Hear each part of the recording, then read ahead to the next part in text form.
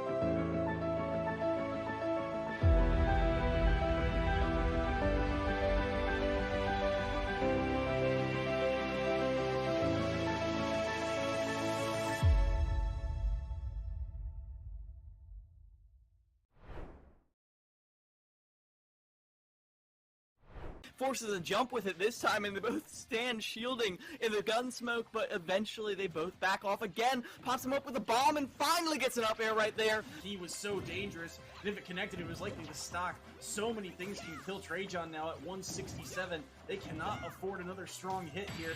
Staying up high, and they go for the downer on the platform, and Kiwi is there. But not like that. As soon as it gets that PK fire into the grab, a little bit of a scramble situation, knowing that the laser's gonna come out. Gets snared away instead. Arrow doesn't land. Neither of them get to the stage. They get back aired instead. All the way across they go. Bomb in hand. They get side beat as well. And the falling hitbox will lead to the up smash. The dangerous opportunity here. 86% again. Rolls in. This time he gets caught. Sweet spot back air. And that will do it out. Gyro on the opposite side of the stage. Dash attack catches the landing. But they will not find the stock quite yet. Forward air will knock Kiwi away once more. They recover high. And they will get caught by the up air. From the right side of center stage. High recovery here from Kiwi. They'll land it onto the hydrant. But they won't be able to connect it. And that's another aerial. And this one will do the trick. A nair instead. Gamer Dog surviving. And we talked about it before. You mentioned touch of death character if they find the opening. Another absorb, back to zero. Gyro is out and in play. He get it in his hands though. He wanted it at the last moment, but won't be able to get the back throw off the mash out. Maybe let him get out instead. Damage being racked up. Linny recovering low here, and he cannot really challenge. Now grab back throw, and it's one stock apiece. And we've seen now Tony. Oh! What? It's Fizz Rain here on Tree that's defending it proper, and they might be able to make magic happen with 2K. Can they pull off a third? No. Braindead might be able to have a wonderful shot. Thrash doesn't see him. A Rolling Thunder is going to push everyone away from C main, but Braindead is in the perfect position. Oh my God, Brain Dead. There's no way. It's just kind of that holding pattern that we're going to see. There's going to be a nice stun. Oh, here's the opportunity that you needed, but nobody checks it. Doesn't boot goes down. Brain Dead going to be able to find 2. Make it 3. That would have been the best scenario, but Braindead actually with a shrouded step on top of the Bucks removed them from their head. Now it's a problem though. Jellin hoping to clear out the rest of them. Here's the opportunity. You get the res as well for Brain Dead. Now a 1v3. It's going to be so difficult for Fizz. Oh, but he finds 1, make it 2, and he isn't able to swing. Not any damage found with it either, so that's quite interesting. Is Jalen going to find 2 here? Oh my, going to dropped on here. Oh. But doesn't. Who's going to find another one with the Blade Storm? Caddy's gonna have a second, making a throw. Oh my! Capitalize on that, taking the lead at this point if they can keep this up. Blizzard already available, mind you, for Cats, and that's gonna freeze out Smallif and even the Baptiste of River God University of Hawaii having to back off already. That Blizzard huge. The chance UHG using that app matrix or something. Oh. And now the Blizzard inside of the hotel. This is just everyone caught him inside it. You wanted to book a stay in this hotel, you're just gonna have to stay here. And they will get Blizzarded all the way out. They've got 4 kills, just the Bastion left to go. From finishing this one off, and I don't know, the Aggies is going to be very close to touch. Aggies are going to touch this for right now, but they're going to have the Graviton Surge alongside the Death Blossom combination. They will have a member touch to allow this team to run right on in, and why not? Cats is able to find that kill already. There's going to be the teleport right on in. Death Blossom available, is able to find at least 1. The Kiriko with no cleanse either is able to find. The Lucio is gone, and it's just Cats that are trying to find some kind of desperation touch, which they will. It's not even gonna matter, though. UNG clears him out. Ekahi, Elua, Ekolu, Aloha. They're just handing possession somewhat back over to the side of Concord, and it's not doing them any favors. They're constantly having to come up with these last-second saves, and now, once again, you can see them just held up against their own back wall. On the pitch, we'll see who ends up better suited for it. ET losing control. Pancake last back needs a quality touch here, misses it.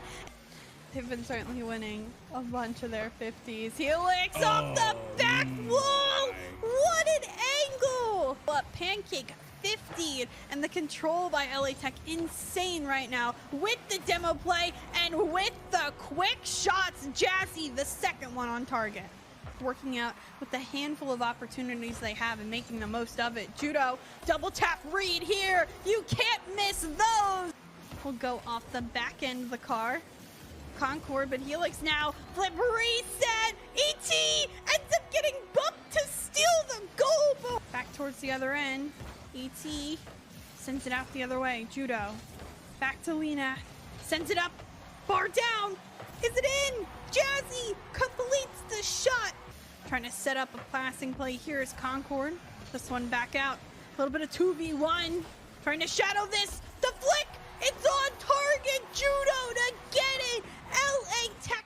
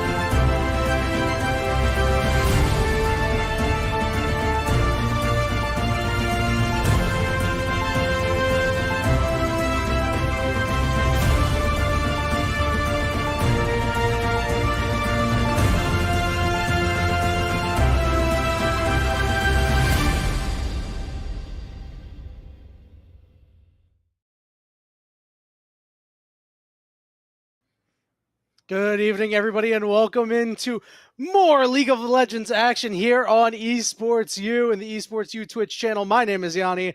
I'm joined here by Sofchan. Sofchan, we've got an awesome culmination of the ECAC Elite League season. It's the finals. It's a best of 5. Southeast Missouri State University versus Farmingdale State College going at it head-to-head.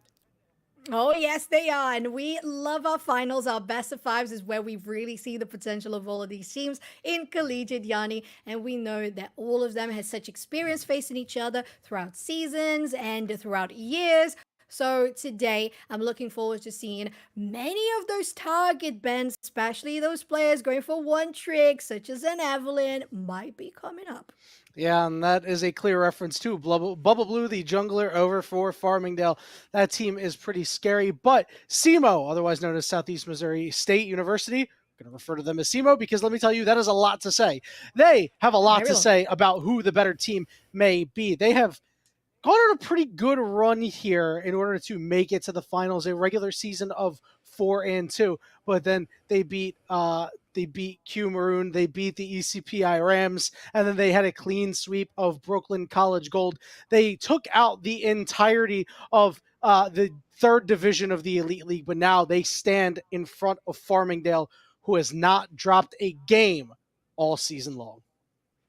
Yeah, not dropping a game means a end zero for their calendar. Farmingdale is bringing out the best they have in store. So some people would say that maybe SEMO is coming here from a lower ground, maybe an underdog. But as you said, they have been fighting their way through playoffs and they have gone on sweeps.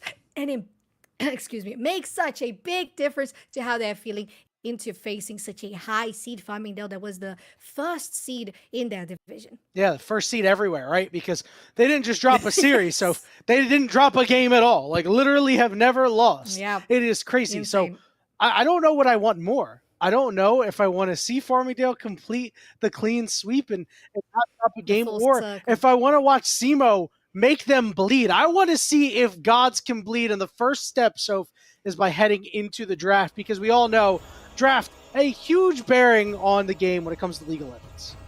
Definitely is, and because of that, we have to address the fact that Farmingdale is on the blue side, Southeast SEMO on the red side, which means that Farmingdale is going to have that B1 priority pick, and they're already starting out with those more targeted bans because we don't see Kennen as often, but I have a feeling that we're going to see much more of that common meta throughout the ban phase so far. It's crazy, right? Because that's a pick from Korean Park over on Southeast out of the mid lane. Like they are so worried that they're going to see a Ken in mid lane that they're like, listen, we don't want to deal with this. None of this nonsense. As you astutely pointed out, we are going to see the Evelyn taken away by SEMO. And that's something that, to be fair, if you're playing against Farmingdale, and they are a team who have never dropped a single game on a split, and they have a one trick on an Evelyn, I would be scared, wouldn't you? Oh, absolutely. Get it out of here. I don't even like playing against non-one trick Evelyns. I don't want to deal with that nonsense. We are going to see a Nocturne get taken away as well. Oleo, very much known for his Viego, for his Nocturne. So I wonder if that one will be taken away for the final ban over on the blue side. Also plays quite a bit of Volibear too. So that Viego will be left open, but imagine that could be taken away. Yes, it could. And alongside that Nocturne, we also think of those combos that could be done there by Nocturne Oriana. They're also out. Of course, Oriana still can stand her ground in the mid lanes if Korean Park wants to go for something like that. Very safe of a mid laner. And the final bend there for SEMO is going to be that Maokai alongside the Jinx. Jinx so powerful. Basically one of the best ADCs of the meta. And speaking of bot lane, we're looking at Farmingdale locking in a Senna first. And we know could be doing support Senna, farming Senna, whatever we like, she can do it. Yep, and with that pick, that signals to me at the very least that we could see some sort of Nautilus or Tom Kench in the bot lane, right? Because that's just what you do as Senna, right? I love the response here. Vi going to get locked in.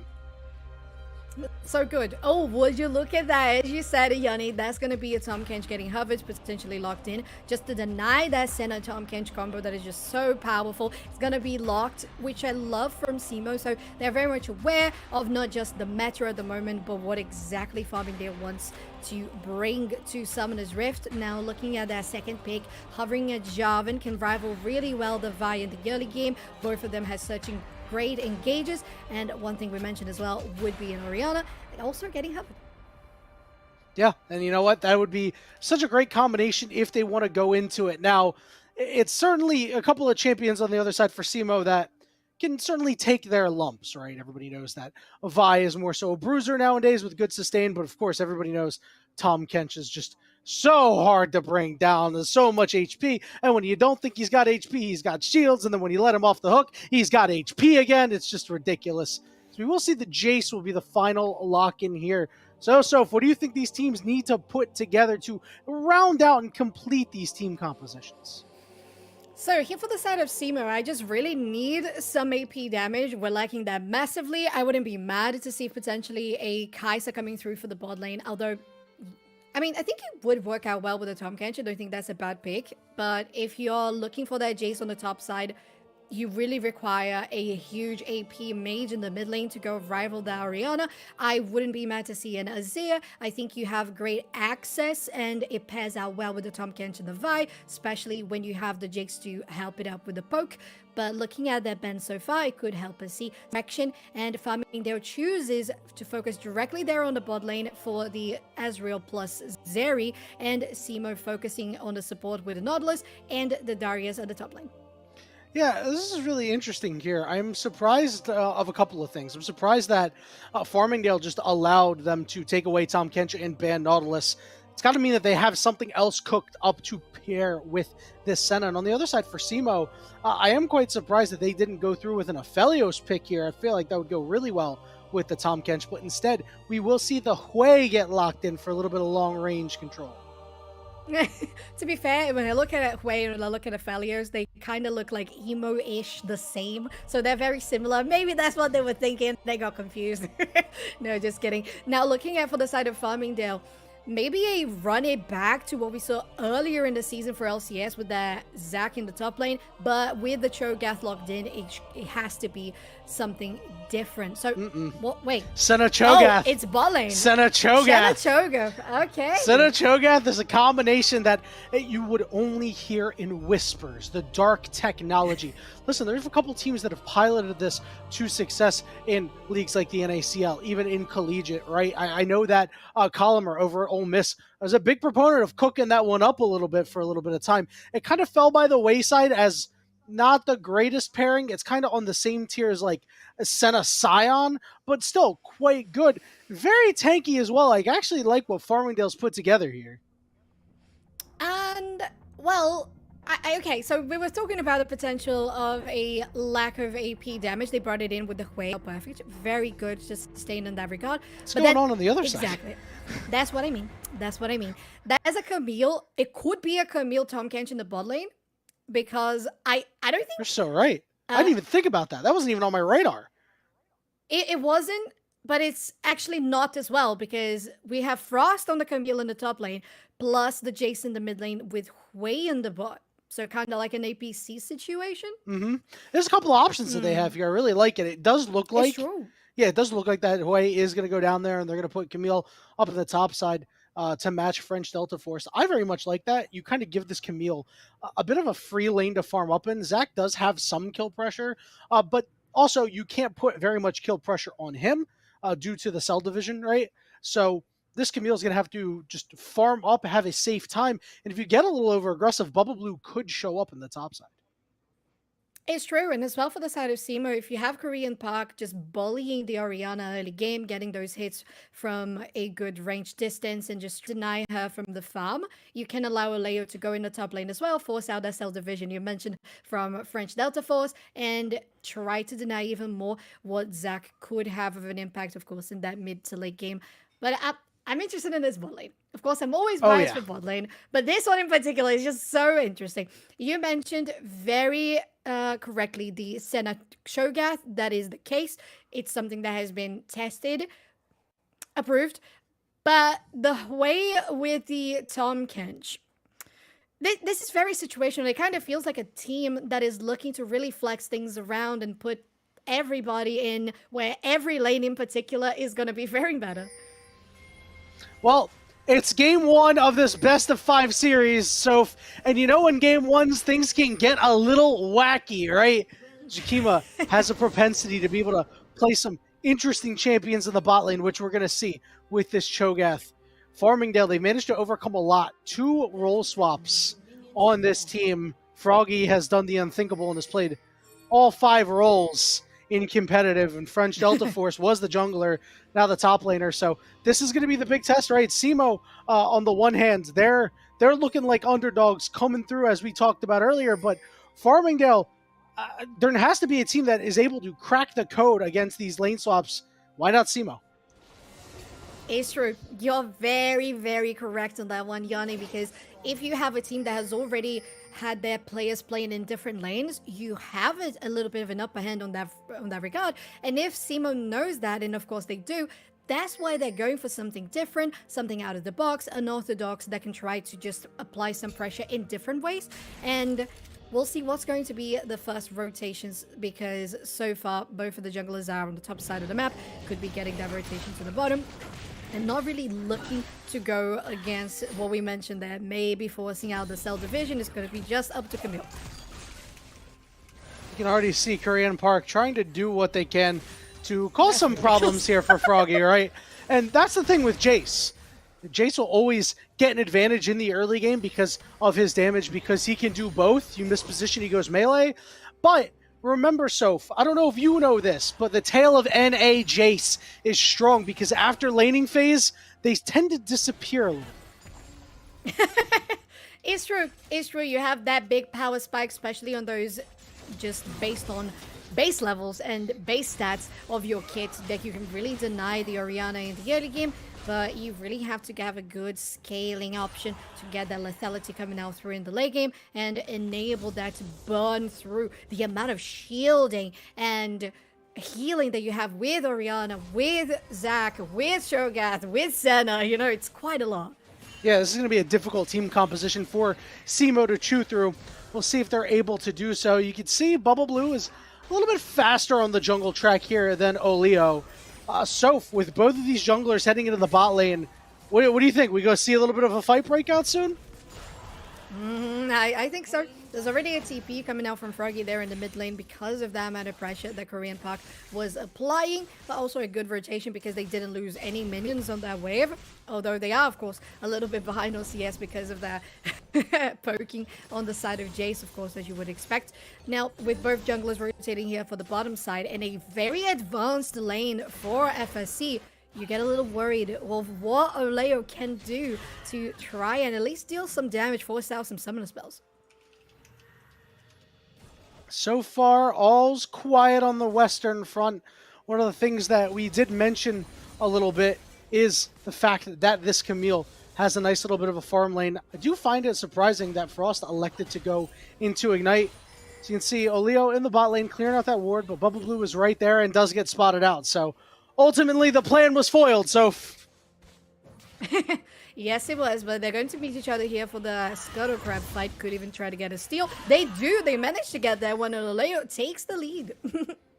Yep, that's got to be disappointing if you're Bubble Blue. You tried to play it out of vision. You get spotted anyway.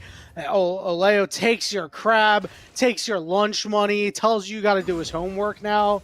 It's a bad time. Yes, it really is. Now, again, they're going to meet each other for the Scuttle Crab fight. Now, with that Smite on cooldown for Oleo, they're going to change their attention, or maybe not, just dealing some damage on the Jarvan. Park able to move over on Froggy a little bit, but not able to do a whole lot. And look, Froggy's forced to back here. Korean Park still has this teleport available, right? So Froggy has been taxed on mana, taxed on HP, and is down on CS. And I think a lot of that has to do with, I believe Korean Park is the highest ranked player in this game at Master Tier. And I just have a little bit of a fun fact coming out from production that Farmingdale just won the East Coast Conference, the ECAC League Finals, just this past weekend. So they are coming in not just invictus from regular season here in regards to series and games, Yanni. They're also coming out from a champion victory on ECAC. That's going to be a really big boost in confidence. Oleo has not been groupings here on the side of FSC, and they could engage with that TP coming through. Also, I believe it's 2 times in a row for them now. I know they won it in 2023, so congratulations to them for going it back-to-back. Nice job by Hot and Zukima to just chill out, make sure that Oleo can't do all too much. We'll get started on this Dragon. Remember the mismatch timers now for Grubs and Dragon, so Bubble Blue, unfortunately, not going to have an opportunity to get a quick trade-off.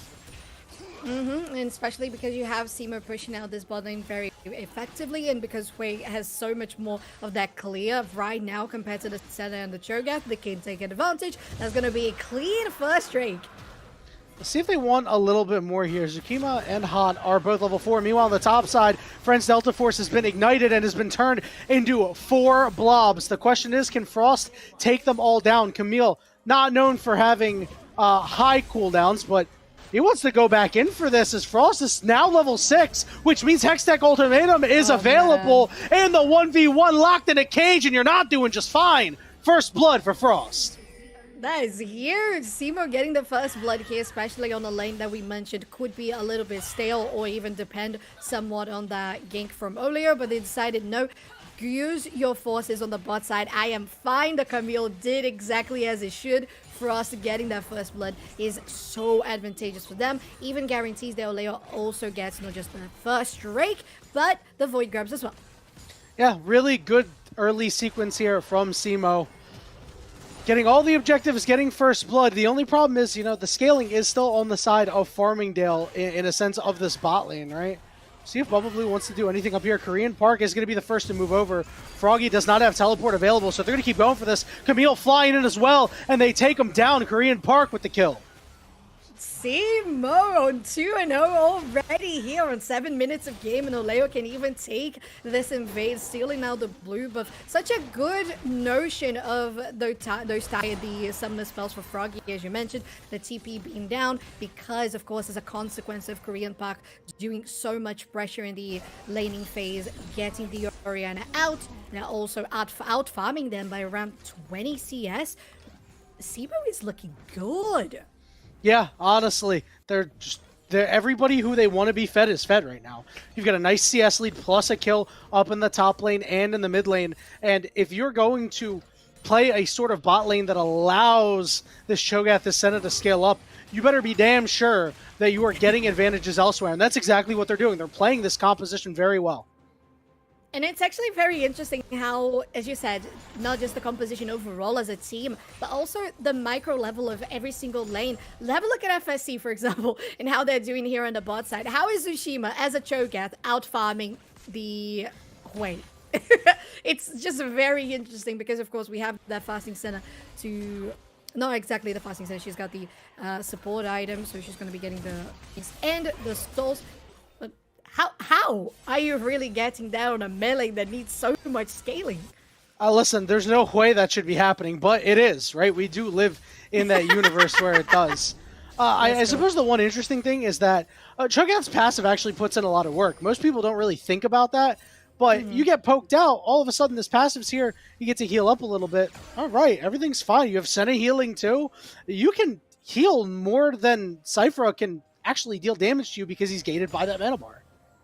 Yeah, and speaking of that healing, I really want to see Simo getting the Executioner Scaling and the Oblivion Orb as soon as possible. Of course, Oblivion Orb only for Cypher in this game in particular, but all of the other champions could be doing, aside from the Tom Kench, of course, that Executioner Scaling, because the amount they heal is just immoral, which is an interesting composition that they drafted for themselves. As we mentioned, it's okay that the top lane is not doing that great. They are getting behind, but it's all for the mid-game pressure that this composition really gets when they reach that level 11 power Froggy? spike. Oh no!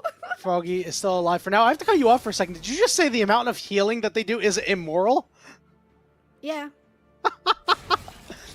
They're playing war criminal League of Legends over here, right? They're not abiding by the Geneva Conventions. They are they're saying, you know what, we're gonna play dirty, right? We're gonna win this game dirty by just out healing everybody else.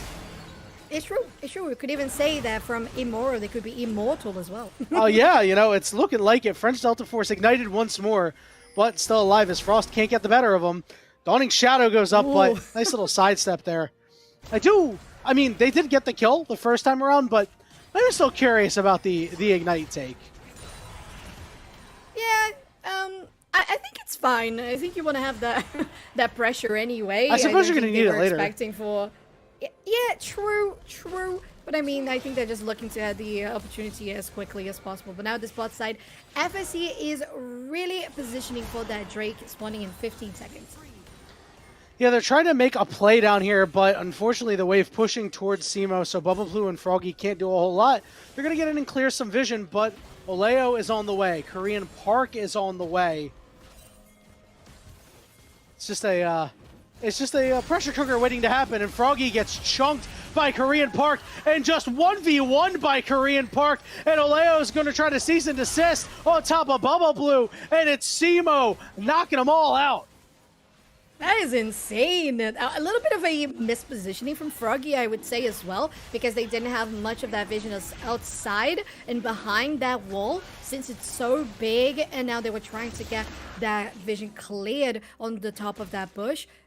The side of Simo really positioned well, knowing, of course, they are Drake. They have pushed in the lane. We don't have eyes on Froggy, so they knew how to really flank on the both ends. And we know that at this point, Korean Park is just so incredibly ahead. Have finished that first item already.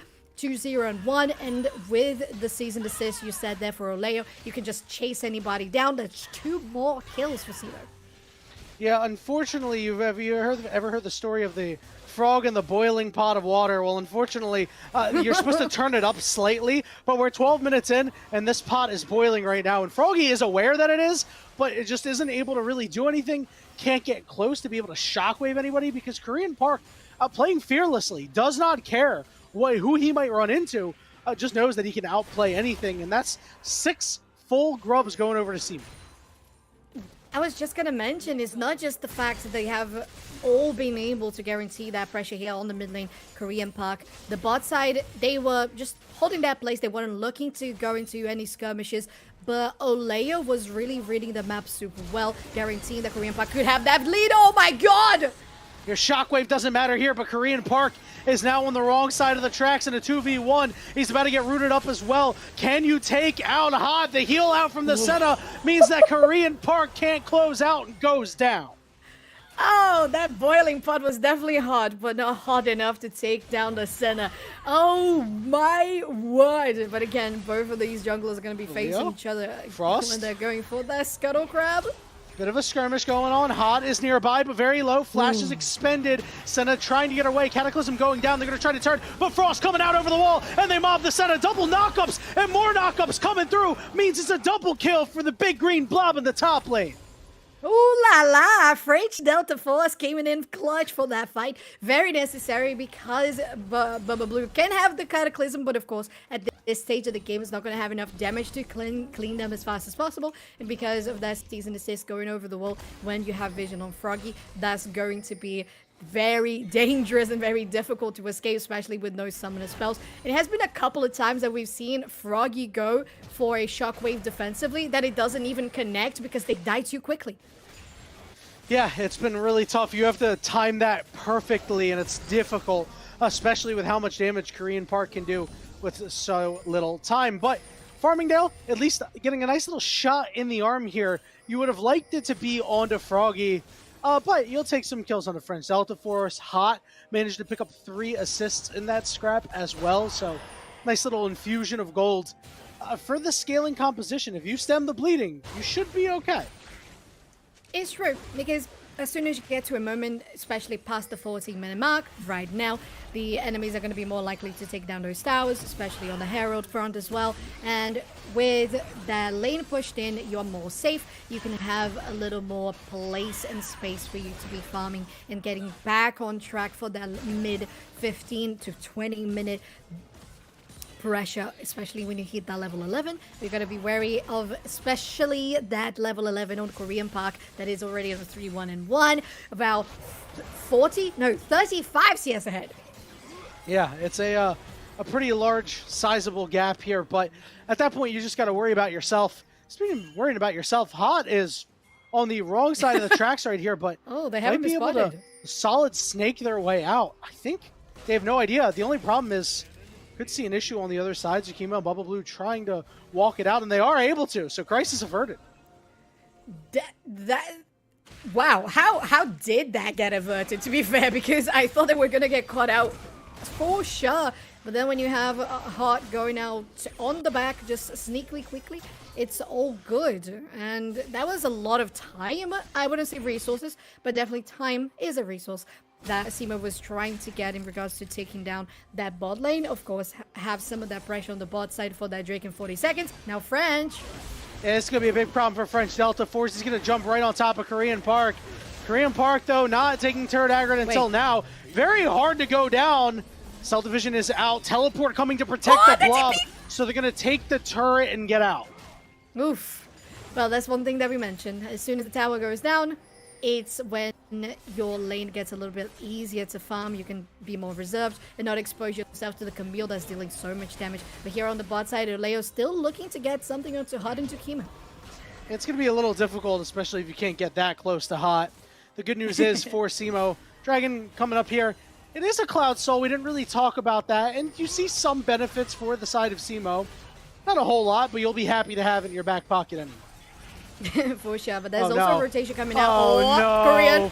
Oh, no. Hot gets chunked out. Korean Park stuck, but gets over the wall, eaten by Tom Kench. Now it's Oleo on the other side, completely alone. Bubble Blue is low because they're winning the fight. Jackal joins the party as well, and Korean Park is back in the fray. Shockwave lands, and he gets eaten up. Chomp, chomp for Zukima. Hey, that's a shutdown. Huge. To be fair, I thought this was going to be a Simo complete win, no casualties. But then Korean Park got a little bit greedy, trying to get something more. And then when finally, not defensively, but offensively, that shockwave lands for Froggy, you even have the extra stack for Zukima coming in with extra gold too on the shutdown. So good that they actually found something out of fight that looked like a complete loss. Yeah, it's not too bad. Again, the gold's still growing a little bit for Simo, right? It's growing a little bit. But you are staring down the fact that this team does have 3 dragons in their back pocket. You know, this last dragon's going to come, or this 4th dragon, I should say, will come up in, you know, less than 5 minutes, right? It is something to be aware of. And Farmingdale, they just got to keep doing what they're doing. Keep scaling up, you know, 1 for 1, everybody, right? That's totally fine.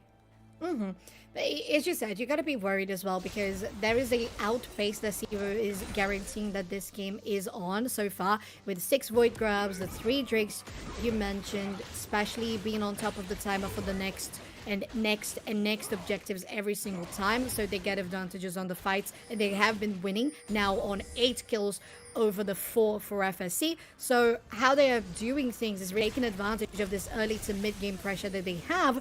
And with the guarantee, the safety net, that all the objectives are theirs as well. Frost and Korean just in the mid lane here trying to do whatever they can. Frost does get spotted out. A lot of members nearby for Farmingdale, but it is hard to keep a Camille down. Park on a ward right now, but doesn't look like they have any interest in trying to do anything. Riftchild getting dropped with no wave. Let's see if Oleo has his driver's license. Will parallel park it right into the turret, and now the engage snaps off. Vi forced to flash away, and look at the backside, it's Frost, causing some problems. And it's Jarvan who's super deep, getting bursted out. Dawning Shadow comes out and doesn't do a damn thing. 5v4.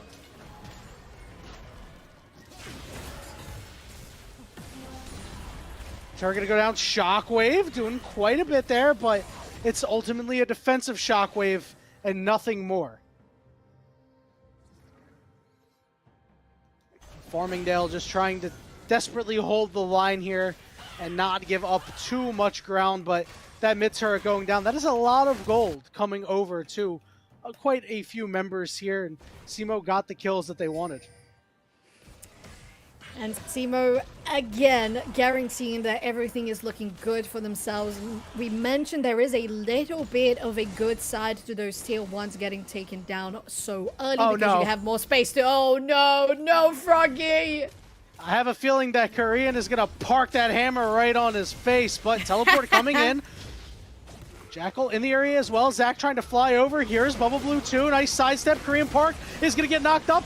Gets eaten by Tom Kench, is still alive for right now as Cypher has made it to the party. Korean Park survives for now as Frost got a kill off to the side. Now Bubble Blue is stuck. Zach can't really help him out as Camille flies over, and it's another kill going over to Simo. Well, this doesn't look like Farmingdale Invictus on the ECAC. This looks Simo that is Invictus so far because this game is looking amazing for them on 20 minutes and already 5,000 barely gold ahead that they have with all of the objectives. Still looking for the next one as well with that Baron just at the corner, and they can do it. There's a TP on Korean Park if necessary, but Look at where French Delta is. to bot lane.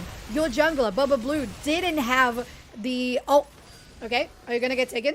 I think so. This is problematic here. French Delta Force trying to heal up, trying to get onto those blobs, but good job by Korean Park to step on them. Cell Division going out. Meanwhile, we're seeing Senna get engaged on by darn near everyone. Zukima now is going to be the primary target as Hot burns away. Zukima goes down next. It is disaster for Farmingdale as they're the ones getting farmed.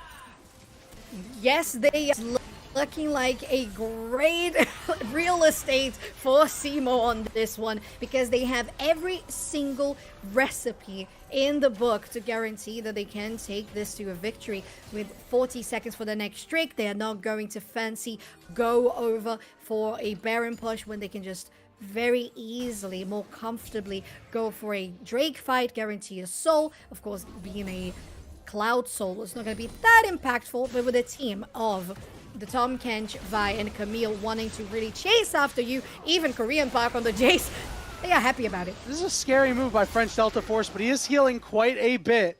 As the turret will go down, Korean Park will be able to get solo gold for that one. It's the power of 6 grubs as French Delta Force is trying to mess around with Korean Park, and Frost came out of nowhere with the RKO to take him down and gets on top of Hot to kill him too. They're falling like dominoes, Soph.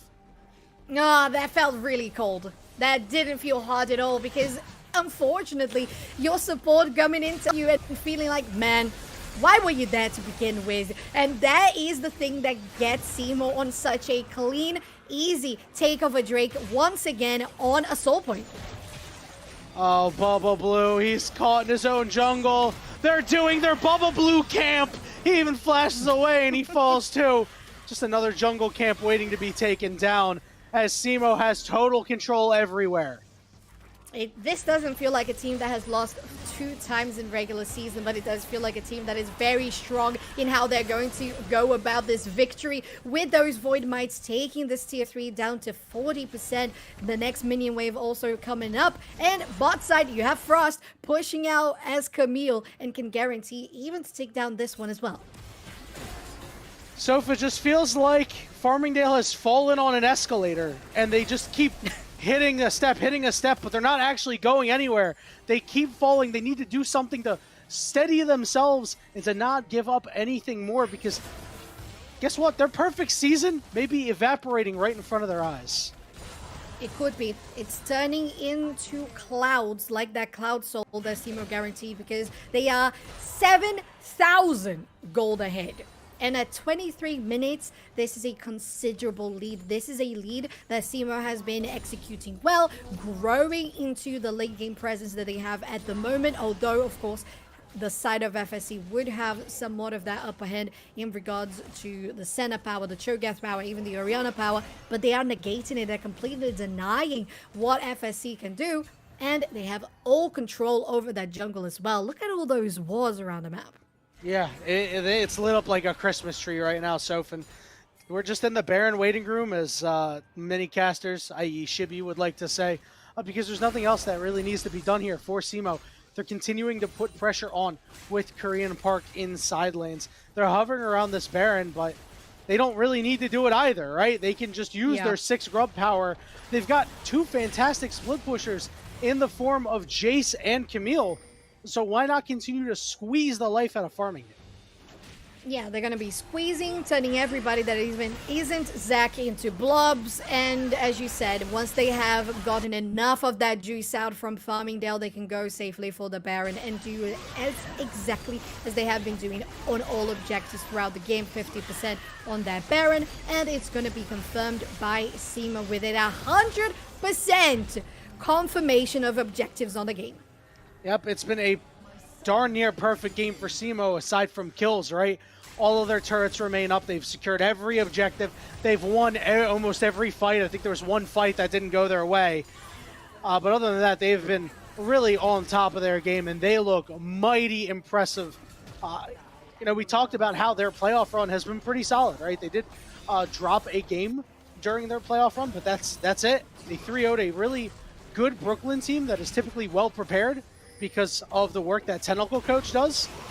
We're going to see Zac fly in, so this is the engagement that they're looking for. Good shockwave coming out, Dawning Shadow, and it's a double kill for French Delta Force. That's exactly what the doctor ordered. That is really good for FSC. It could try to stall a little bit of that push, but Korean Park is not even interested. They could even go in. That forces out a flash. It was a perfect flash by that Orianna, which means Jace is caught with his pants down, and it's a shutdown for Hot. Woo! And that is FSC breathing some more of that fresh air that can get them a little bit longer into this game. SEMO have to retreat. What a huge defense. If we had a Baron buff power play counter, it would show SEMO just really disappointed on how much they were able to do, because all of the pressure that they already had and how they got that tier 3 on the top lane, it was all because of Korean Park and how strong they are as a Jace at the moment. It wasn't even because of the Baron buff as much. Frost gonna try to make sure this turret stays upright. It would be a little bit of gold that goes to Farmingdale if it goes down, so nice defense there. So if there is one problem though, this Elder Drake spawns in less than 2 minutes, and the top side of the base is exposed with these two great split pushers on the side of SEMO.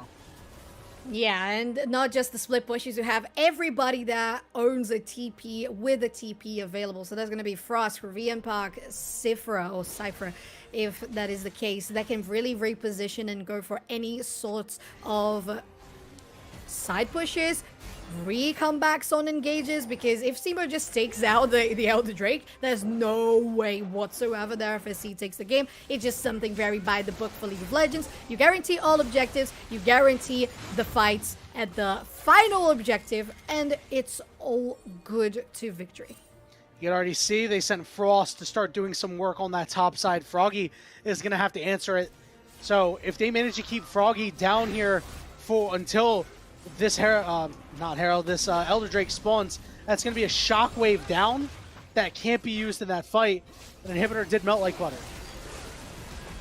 Yes, it does. It threw a hot knife, and so does the red buff here in the enemy jungle. FSC can't even step outside of their early vision. They're going out with sweepers, but even with Shadows, Bubba Blue, French Delta Force, and Froggy, you can't even venture as fast or as far as you wanted. Frosty keeping out that good vision and also just setting out a bait, if possible, at the Fog of War. Farmingdale's going to have to try to find a way to get in there. They've done well to remain in the game to this point because SEMO was blowing them out of the water. But the clock may strike on Farmingdale here in game 1. It's good vision toggle as Korean Park no longer has the spell shield. They're going to try to turn onto the Vi here, but Vi able to find a way over the wall. They're going to try to do anything they can to this Vi. Frost is stuck in the pit right now, forcing off Korean Park on the side, but Tsukima is quite low. So is Vi, getting down to about half HP. The Elder Dragon is losing HP slowly but steadily as multiple members are now on top of it. Very important to get that Senna dealing damage onto Oleo. That's going to be huge Bubble if Oleo Blue. guarantees his might. Bubble Blue went in, but it's still only at 5,000 HP. They haven't been able to do anything to Bubble Blue. It looks like it might be a smite fight coming out here. Shockwave over on the side. They managed to take down the Vi, which means there's a chance to take down the Elder Drake. It's still alive. The smite is there, and they do secure it. Frost over the wall, but will he go down? He survives and gets a kill before he's close to going down. Flashing forward, missing the lance. You have to take out Frost. Bubble Blue can't get the job done. And look at the base. What? Korean Park teleported in. Frost is going to teleport in, lose the Drake, win the game. Game 1 goes to SEMO. I mentioned something about by the books and taking all objectives for a straight trajectory to a win. Yanni, that was not straight at all. That was hot and gay. That was certainly something. So, really, that last fight was so chaotic and so spread out. And as soon as Vi went down and Korean Park realized that I'm not on this side of the fight, he just moseyed on over to the Fog of War, right? He's just like, don't mind me. I'm just going to go over here and, just teleport in your base. Surprise, I'm here. The hidden Jace is the deadliest. Gosh, Korean Park was just doing stuff that was out of their minds. Oh my word. I love how they basically read what FSC had gone for, Of course, having that center first pick, you want to try and do something different. Of course, they want to be aggressive in the early game. They had the Vi, they had the Jace for the mid lane. That could have been, all of those lanes that we saw with the Camille, the Jace, the Hui as well. They could have been swapped around, but the way they decided to play it with the Jace in the mid lane, the Camille at the top, and the Hui bottom, exactly, chef's kiss. Because it just felt like there was no problem. The Hui was, taking that time in the bot lane because they are hyperscalers anyway.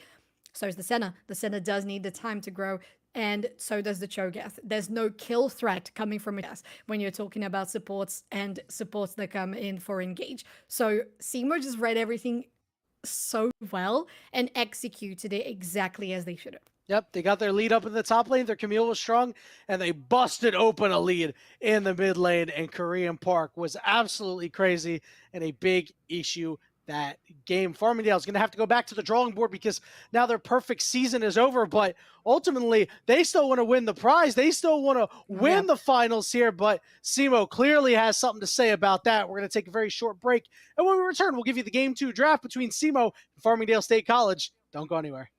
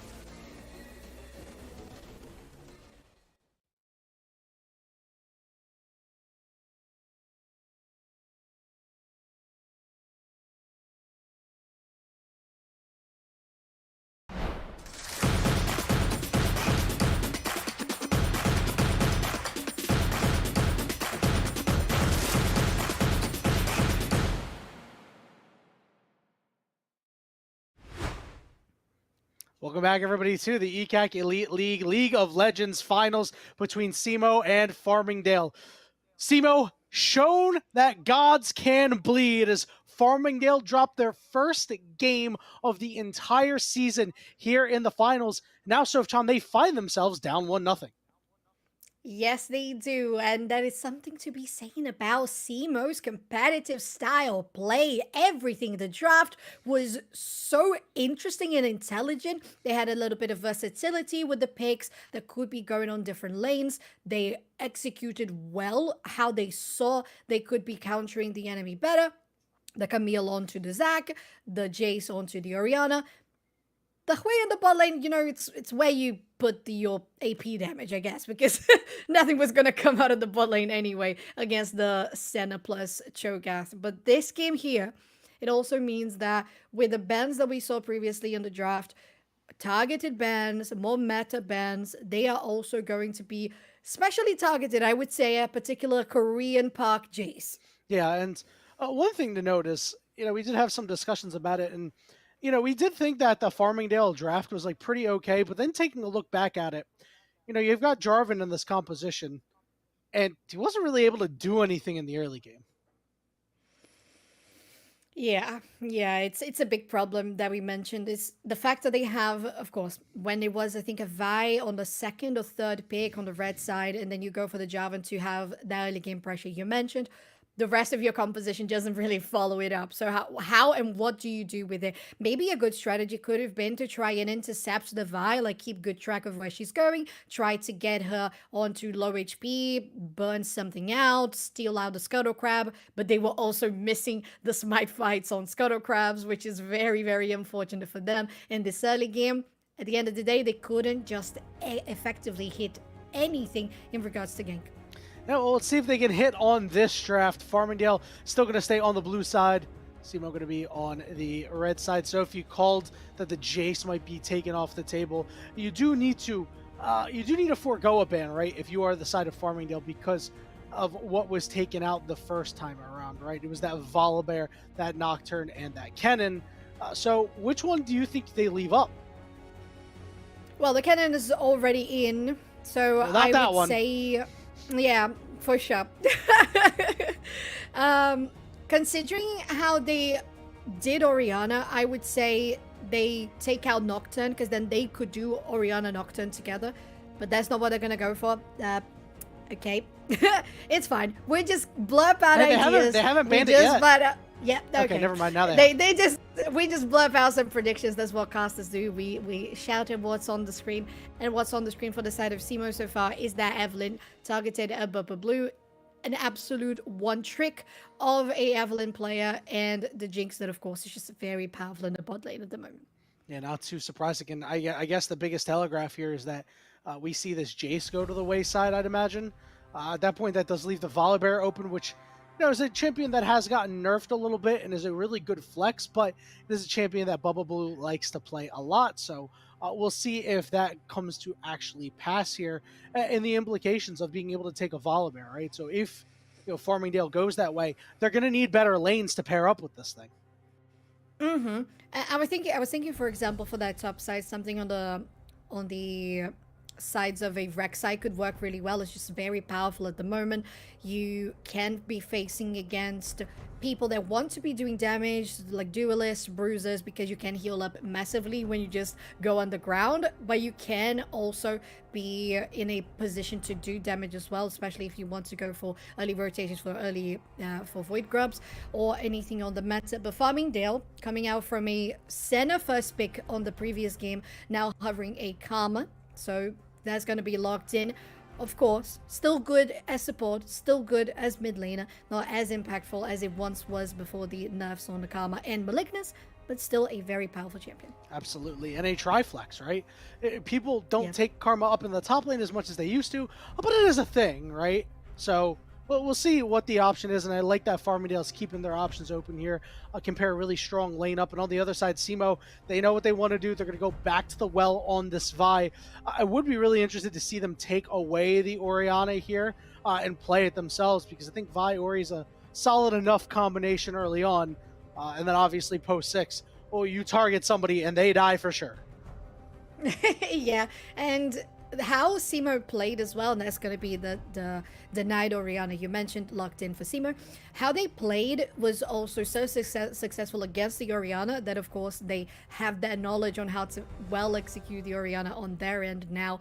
Because Farmingdale is having this hover on the Seraphine, it could spell that double enchanter for potentially a Aphelios in the bot lane. You just want to have so much of that protection to get the Aphelios into a late game. We'll see what's going to be the choice.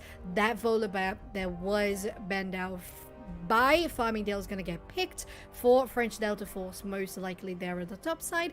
And things are looking interesting at the moment. What do you expect to see from the side of Simo, Yanni? I'm not quite sure, to be honest, especially because it's pretty hard to determine what you want to pick because of the Karma and the Seraphine showing. You don't know if this is going to be a carry Seraphine, if this is going to be a support Seraphine, or if this is going to be a mid lane Seraphine, right? You don't know if you're going to play against Karma Seraphine, and that's a big deal when you're going to go pick a champion. Now, Tahm Kench should be fine into either of them. You just soak up every bit of damage that they have, and that's a pretty good answer. And the good news for Simo is you'll be able to gather some more information as you head to the second half of bans. Soph, I want to ask you, what do you think Farmingdale needs to do to cap off this composition? Because a couple of champions that can work at times, but don't feel like they're synergistic like that. Yeah, I think when we saw the composition from the previous game for Farmingdale, it really spelled a team fighting composition. They had the Jarvan, the Orianna. It could work out really well. The Zac as well, the Senna, but they weren't really able, or they were denied at every turn to really try and get the team fighting style. They were getting picked off, and in this game it just feels like they're trying to protect. You know, they're trying to protect at every corner. You have the Volibear, of course, that can do well either on top or jungle. And you, of course, although it has been nerfed a little bit, is still going to be impactful with deactivating those towers, going now for those dives, if you have an aggressive jungler to come through alongside that. But looking at the ban so far, Farmingdale wants to deny that Tahm Kench Senna. They take it out, and a Darius there in the top side, so showing that they are aware that potentially the Volibear goes to the hands of Bubba Blue instead of French Delta Force. Yeah, we'll see what this final ban's going to be. Farmingdale seemingly waffling around a couple of different AD carries here. Very surprised that, Aphelios hasn't been the one hovered. We'll see which one they actually get rid of, because The Felios goes really hard here with Simo, right? I said last time that it would be a good pairing. They needed a little bit of magic damage, so the Hui pick worked out very, very well. But, you know, we'll see what they want to link up with the Tahm Kench here. Of course, you know, into this potential bot lane of Karma Seraphine, there's a couple of options, but a short-range option like Aphelios is kind of hard sometimes. But then he's got sustain, and then he's got long range, but then he gets poked out at times. It's a little difficult. Yes, it is, and I think that's exactly why Simo is going for now for the Caitlyn. You can abuse that range and early damage that you have in lane, but a hover on a Tristana is actually very interesting here, and even more flex on all of the things that we have been talking about flexing. We know that Tristana can be going in the mid lane, so exactly. It's a versatility that we saw coming out from Simo in the previous game. Now they look a little more, oh, they lock it in. Okay, we'll see what's actually going to be the positionings. Maybe we're looking at that double enchanter in the bot lane you mentioned. So I'm calling this right now, right? I think we're going to see a double enchanter bot lane. We're going to see Zac top, Volibear in the jungle, mostly because Tristana into Orianna, typically a favorable mid lane matchup, right? You do have kill pressure early on. You jump on her, you drop your E on her, you deal 1,000,000 damage because Orianna, remember, she used to be a little tanky when the ball was on her early, but they nerfed those many, many patches ago, right? So you don't get as much armor on her. So that is something to watch out for, and I think an exposable matchup for sure, but I do like that they're going to lock in the Aatrox here because it's once again fits the bill of a champion like Camille into Zac, right? You stay up there, you sustain all game long, you farm up so that when the team fights come, you're really, really strong. You're a strong split pusher too. It's the total package. It really is. It's a total all-rounder. I see Aatrox and I think of an all-rounder because exactly as you said, lane control, you have split push, you can flank on team fights, go deep. It's just very nice of a champion. Help it, or even if you don't give an upper hand in the early game, wherever you do want to have your early pressure. It's going to be confirmed that you're stunner in the mid lane with the double enchanters in the bot side. I think it's a nice strategy because when you're going against the Caitlyn, she's going to try to do damage, but then the double enchanter is just going to be like, what damage? Oh, and by the way, they have enough range to actually be able to poke out a Caitlyn a little bit. Make life very hard, right? You have to start dodging around everywhere. Typically, when you play Caitlyn, you don't really have to dodge too much. You're sitting back there, firing away from range. You know, everything all good. But now you gotta sidestep a little bit, right? And then you fire from range. Yeah, there you go. So you gotta be having a look at those spacings necessaries because if you have a Tahm Kench, you know that you can escape in very, very gruesome scenarios, but it's not going to be healing you up like an enchanter does. So I really like what Farmingdale thought about in this composition here, really showing that just the same as Simo did in a previous draft for the first game of the series, they can be versatile.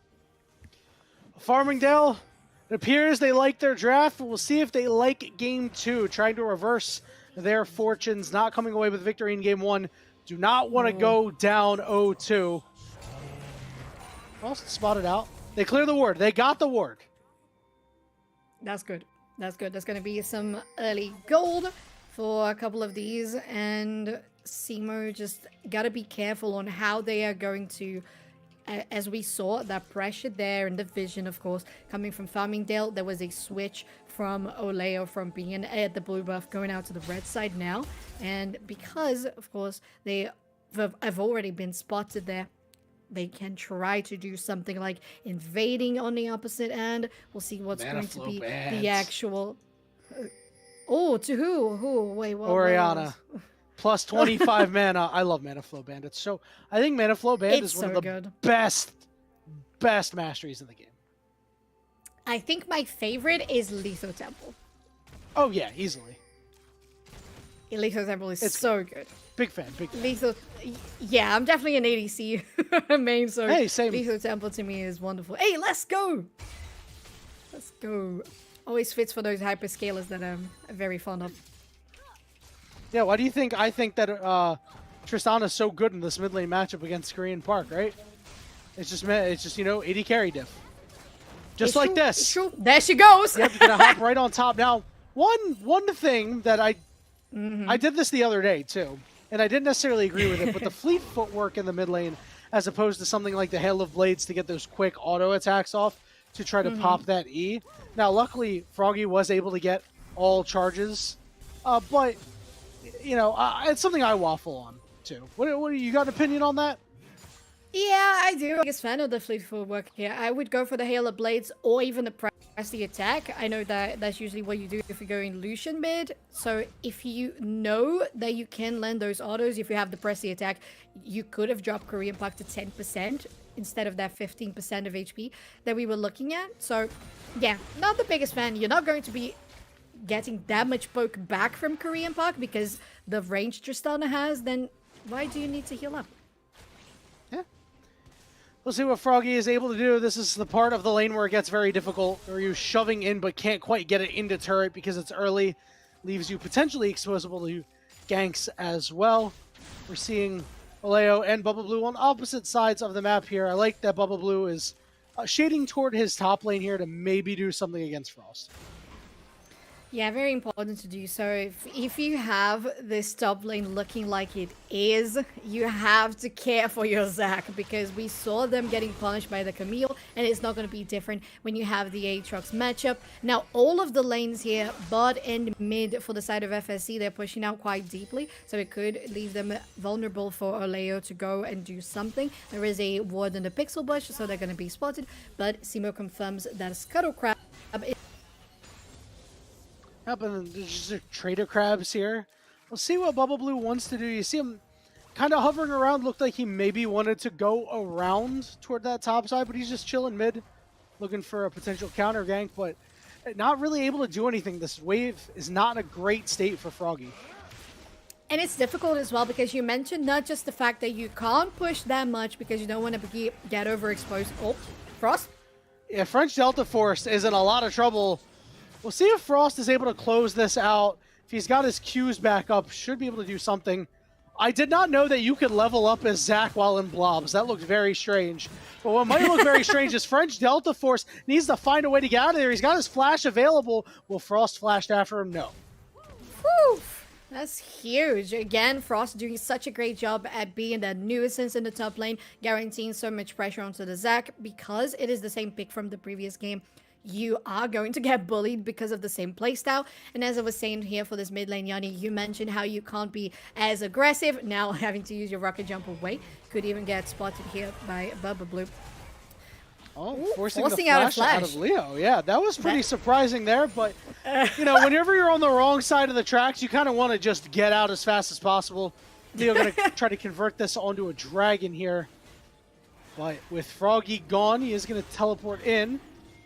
Dragging down to 3,000. Maybe there's an opportunity here for Farmingdale. Sphera getting double rooted up, flashed on top of, and they're going to burst him out. It's going to be first blood going over to Tsukima. Now Jackal's in a little bit of trouble because that Abyssal Voyage was a voyage you did not want to take. Jackal's going to go down. It's it's another kill. That one goes over to Bubble Blue, and they take the dragon on top of him. That looks more like it for Farmingdale as they have a great rotation, get out their first blood, and then of course when on the top side, French Delta Force get so close to death, they force out the flesh, but it's still enough to deny that first blood extra gold. When FSC guarantees that, they can either go here to the mid lane, push in some more. Ooh, Shockwave to deny it. It was a big shockwave, and look who flies in and is forced to flash out Oleo. Nice play. That's insane. Okay, that was very bold. That kind of looks like me a little bit, you know? I got a little bit of a Lee syndrome when I'm playing Tristana, so... Well, so overall, what I was mentioning there about all that rotation through mid lane and all of that, it's also the fact that the Tristana also has to be careful with how they push because of that passive damage, explosive damage that you have on the E. Oh, Oleo, you don't want to be there. Yeah, Oleo thought it was a 1v1, but Tsukima is there to claim a second kill. And now it's going to be grub-a-dub-dub time here for Farmingdale. Yeah, wubba-lubba-dub-dub. And Seymour was the one to take the 6 Void Grubs in the previous game, Ayani. But this time, Farmingdale is looking much more consistent, as you would expect from the team that was 6-0, completely undefeated. Oh, no! Korean Park got slowed. He's trying to link back up with Frost. He's down to half HP. Heal goes out, but Bubble Blue went a little too deep. And it's Frost. He's able to pick up the kill. Nice flash on top of Tsukima as they're trying to sidestep around, flashing over the wall. Disaster striking there for Farmingdale as Simo gets on the board. Just get that hop away with a thumbs up. But that was dangerous. That was really dangerous. And unfortunately, it's because of how much of a pressure that can be asserted by Frost and Olio on the Vi. When you have those champions just very good in the early game, you can try to deny these trades, and that's what they're doing. Well, French Delta Force is in there. Grubs are going to go over to Oleo, but Oleo is stuck in the pit with nowhere to go, and French Delta Force gets his kill. Okay, so that's going to be a kill for the second Void Grab. So 2 for Simo, 1 for FSC, Yanni. And as I was saying, there was something very good about the rotation from FSC, but maybe overextended themselves. A little bit of that, I think this is an even fight, even numbers, but it wasn't the case because of Fog of War. So you got to be very much in a communication with your team to understand, well, who's there, because if Simo had knowledge that from Cypher or Jackal, for example, that Seraphine wasn't there, so they would have known that Zukima could have been in a rotation, not giving away that kill over from Oleo, and the same thing happening as well for the side of FSC, getting Bubba Blue killed. So far, Farmingdale looking much better this game. A slight gold lead. A lot of kills on the board for them. The one concerning part is you take a look at these solo lanes once again. They are dominating a combined 1-0-1. They've got large CS leads, 20 and 30 apiece. The bot lane, again for Simo, not going as well as you'd expect. Remember last time, Cypher was getting out-farmed by a Cho'Gath, so this is potentially the spot that Farmingdale can expose on the side of Simo. And they can do it very well because of the fact that you have a Caitlyn. She's going to have much better of that base AD. Oh my god, look at them go! Yeah, leaping in. Oleo's in the area. I guess they really want to go for it. Bubba Blue gets shockwave and blown away, and the cease and desist, but a solid buffer. Can Froggy get away? The speed up is there. Gonna jump on him, but here's French Delta Force, but his mid laner goes down with Comet plus Scorch. Wow, that was some damage. I wasn't expecting it to actually be the death of them, but it was. Now Froggy on 0, 1, and 1.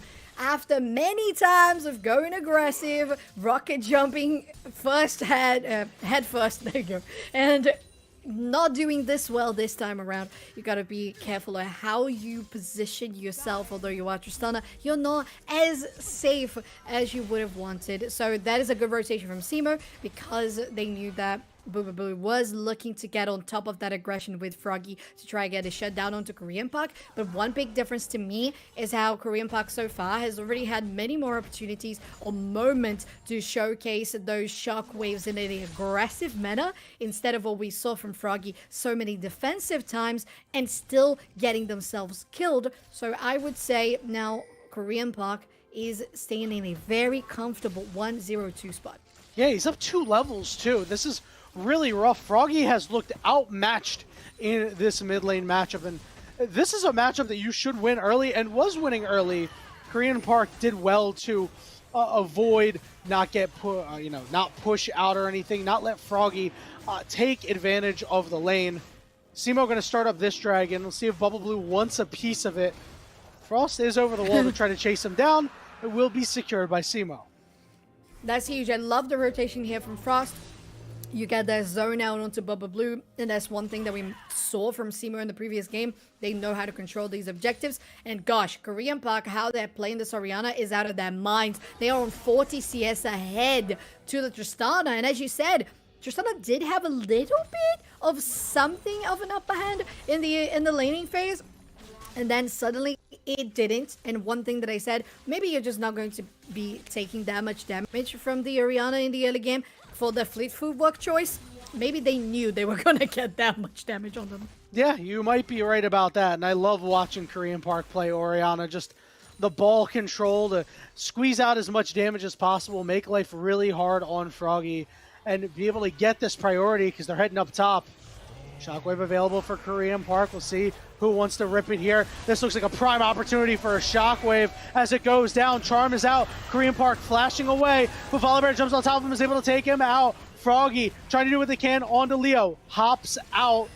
That bomb is not going to tick for a whole lot of damage. French Delta Force down to about half HP. Buster shot used to try and force the Aatrox away.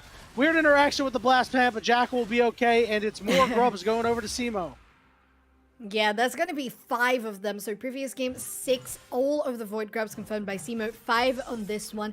And every single turn, Oleo doing such a good job on the Vi, guaranteeing the early pressure. The rotations are so quick and steady fast at every single turn. And I love to see those because, as we mentioned, there was some places that Booba Blue could have used to go in the early game, especially there in the mid lane to help out Froggy. Very much denied by Korean Park on a 1v1 level and denied on those counter ganks as well by Oleo so successfully. And because of it, gosh, they already have the Seraph's Embrace. They're looking to continue pushing, having to come back to lane Froggy with a TP. Man, Simo is just looking so good, but now here in the bot lane, forcing out a flash from Cypher. Yeah, and you know, we've sung the praises of Korean Park a lot this game, but take a small look at this top lane, right? While the CS might not be as much as it once was, Aatrox may also have a garage sale build. That's a good garage sale. Like, that's a garage sale that I'm showing up to. My neighborhood used to have a great garage sale back in the day. Listen, that's the one, right? Pretzels big soft pretzels for $1, sodas for 75 cents a piece. Good quality stuff coming out the houses. It's exactly what we see Frost doing, and eventually he'll build some big ticket items. Yes, you will. And we mentioned last game how it was very important. I'll just hold that thought. Yeah, and Leo manages to secure his Gromp. Bubble Blue will come up empty-handed for the time spent in the opposing jungle. And that has all come to around like 50 CS that we have Oleo ahead. And as I was going to mention, just important that you have the executioner scoring first hand when you're fighting against the Zac. In the previous game, so much healing from all of the champions. In this game, you have the Zac plus the Seraphine, so it's a good choice to go for it, especially when you have Frost just doing such great rotations as they are, going out to help objectives, even if it is on the Drake, and just going by walking. They're either coming out straight from base or even from the top lane directly, and they have guaranteed 1 Drake each for this game, which is at least some good space for FSC to try and come back. Yeah, Zukima's been doing the same thing, but the problem is, would you rather have a level 7 Seraphine or a level 10 Aatrox? Korean Park might find themselves in trouble because of the Seraphine roam. A huge shockwave, but down you go. But it's Frost here to match it, forcing 2 flashes, trying to get away. That Buster Shot hit a minion on the backside. Bubble Blue in a little bit of trouble, and Frost is going to turn his attention over there. Sees on a rampage, 4-0. Profane Hydra is looking to put in work, but they're under the turret, taking a lot of damage. Zac flying in, grabbing a big shutdown. Oh, that's huge. Nicely done by French Delta Force to come in. And although they were late to the party, there was a succession of actions here that were very important from each side. So, of course, you have an opening to go. Oh, I thought they were going to go on this one. I thought so, too. Right? If you have an opening to go into Korean Park, you do it. It was a 3-man effort, and they got it. Although it was a very satisfying shockwave coming out from Korean Park, it did install enough for Oleo and Frost to really do damage and stack up their ability, especially the 3 Qs on the Aatrox. So unfortunately they had to use the flash to chase out from Heart, not really get the kill, go down under the tower. So overall it was very nicely done by FSC to start it out, and with French Delta Force to really finish and get it all up and dusted. But now both teams trading objectives. FSC takes the Herald while Simo takes the second Drake. And it's going to be a Cloud Soul again. It's a really good trade for Farmingdale, right? Because it's only second Dragon for Simo, plus it's a Cloud Drake. Meanwhile, Farmingdale, they get the Rift Herald, can use that to knock down a turret. This game, very close in gold. I have to say, this is the Farmingdale that we expected to see coming into this series. Looking much better here in Game 2 as opposed to Game 1. Absolutely, Yanni. They are navigating the map better. I still think that at a couple of points, FSC is looking a little more delayed on those rotations as from what we have seen from Simo, but they're still finding those bridges, those openings, and given the fact that they are finally on those power spikes now, Froggy on 11, so you have that upgraded ultimate. French Delta Force as well on 11. That's going to be a huge difference whenever you go for the team fights, because of course you want to go for team fights because you have a Seraphine. At least you can peel, you can guarantee that Froggy is going to be safe, but that is not possible when you have Froggy alone and exposed, which is a couple of the points that we have out about Froggy in the mid lane on that 1v1 that was falling a little short. Yeah, and Orianna can match into Tristana pretty well. So that is one thing to watch out for. They did send Korean Park up top as that turret is a little low. So getting more gold into this Orianna who, despite the scoreline, has had a very large impact in this game is always a good thing.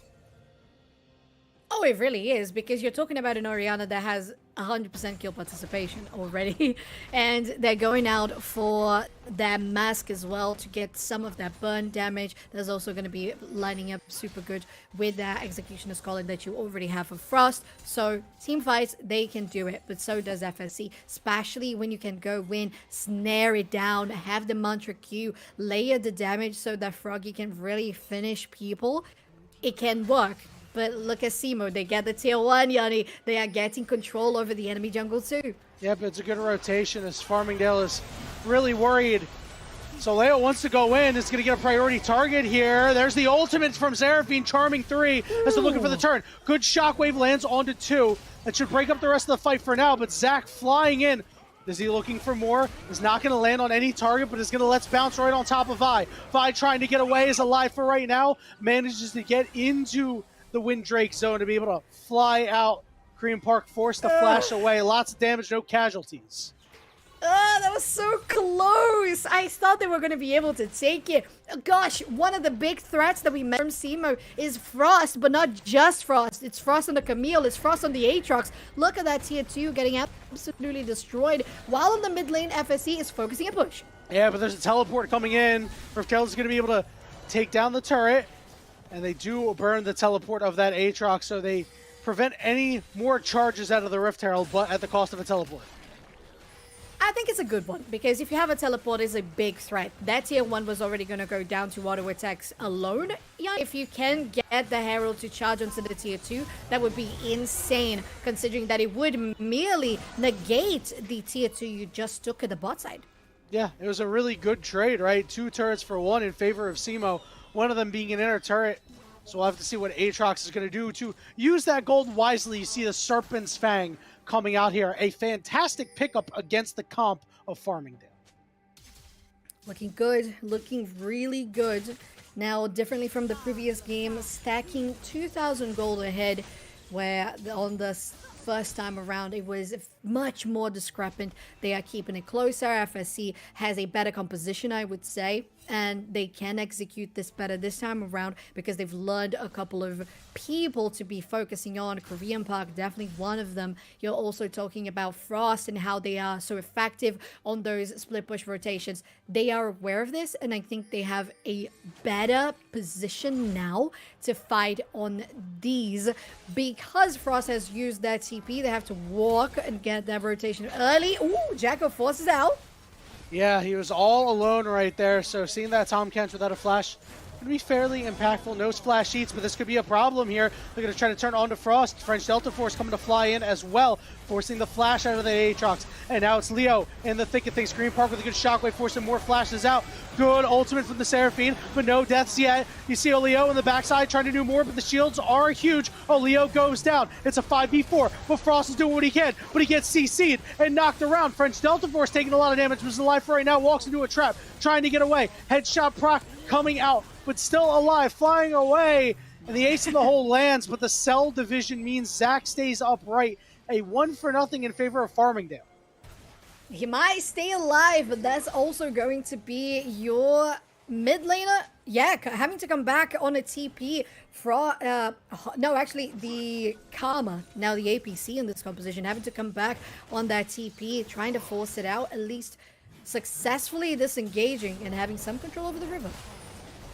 Orianna doesn't have a whole lot of mana, but the entire team's about to pick up a blue buff in a minute here, so we'll see how that does for Orianna's mana bar. You see a lot of damage coming out. Korean Park slowed. Tsukima and Hot forced off the side of the fight. dragging down to about 3,000 HP if Vi wants to try to get in there, but it's slain by the blue team. And now they're going to get on French Delta Force, who's eaten up, and he's got nowhere to go. He's chewed up, he's spit out, and he goes down. It's 2 quick kills for Simo. Yeah, trying to look for more though. No, Olio is going to stay happy with this 2-for-0 trade. I have not confirmed the Drake. I am a little confused because I would have assumed that Olio would be a little more of a frontliner in trying to go in, but they were the last one to really get into the pit. This time around, they are not the last one to get into the pit. They're going to go straight for the Baron, but it might be too risky. Korean Park does have that shockwave available and is going to play goalkeeper to try to keep everybody away. Froggy has teleport up, but doesn't seem to have any intentions of actually using it. So the bot lane is going to push mid here, and the mid laner is going to push bot, but Korean Park is from behind. And like we said, does have that shockwave available. As Baron goes down, shockwave lands onto Zakima. Down to about half HP. The shielding's pretty good. Ace in the hole, flying through. Does a lot of damage to Hot. Forced to heal to run away, but they're still on the wrong side of the tracks as Korean Park is looking to chase them down. Reinforcements coming from the side, looking to link up near that pixel brush. Korean Park, again, no shockwave available, but wants to push for more. They don't have a whole lot of vision. A Bubble Blue shows up, and now it's a 5v2. Teleport coming in, but Korean Park's in a lot of trouble. Can get bursted out for right now, but it's a good shield. Tsukima on the other side, trying to stay alive as Vi is surrounded by 4 members. French Delta Force trying to keep everybody off on the side, and it's a 1-for-1 to end that fight for right now. Jackal in the area if he wants to do more. Yeah, world ender, if you can say that, coming out from Frost, because Simo, I love how they navigated it. Okay, you took the Drake, that's fine. We're going to go for the top side, get the Baron, and because, as you pointed out, Yanni, that cooldown on Shockwave was already up. Korean Park could just go for a flank. They just got the backline onto Cypher and Jackal, went in. No, excuse me, the other way around. And Zakima. And gosh, I wouldn't expect to see Orianna be as aggressive as they were, but it's because they are this confident on the champion and where they are standing on the game now, slightly on the 1,000 gold ahead, their counterpart on the Tristana.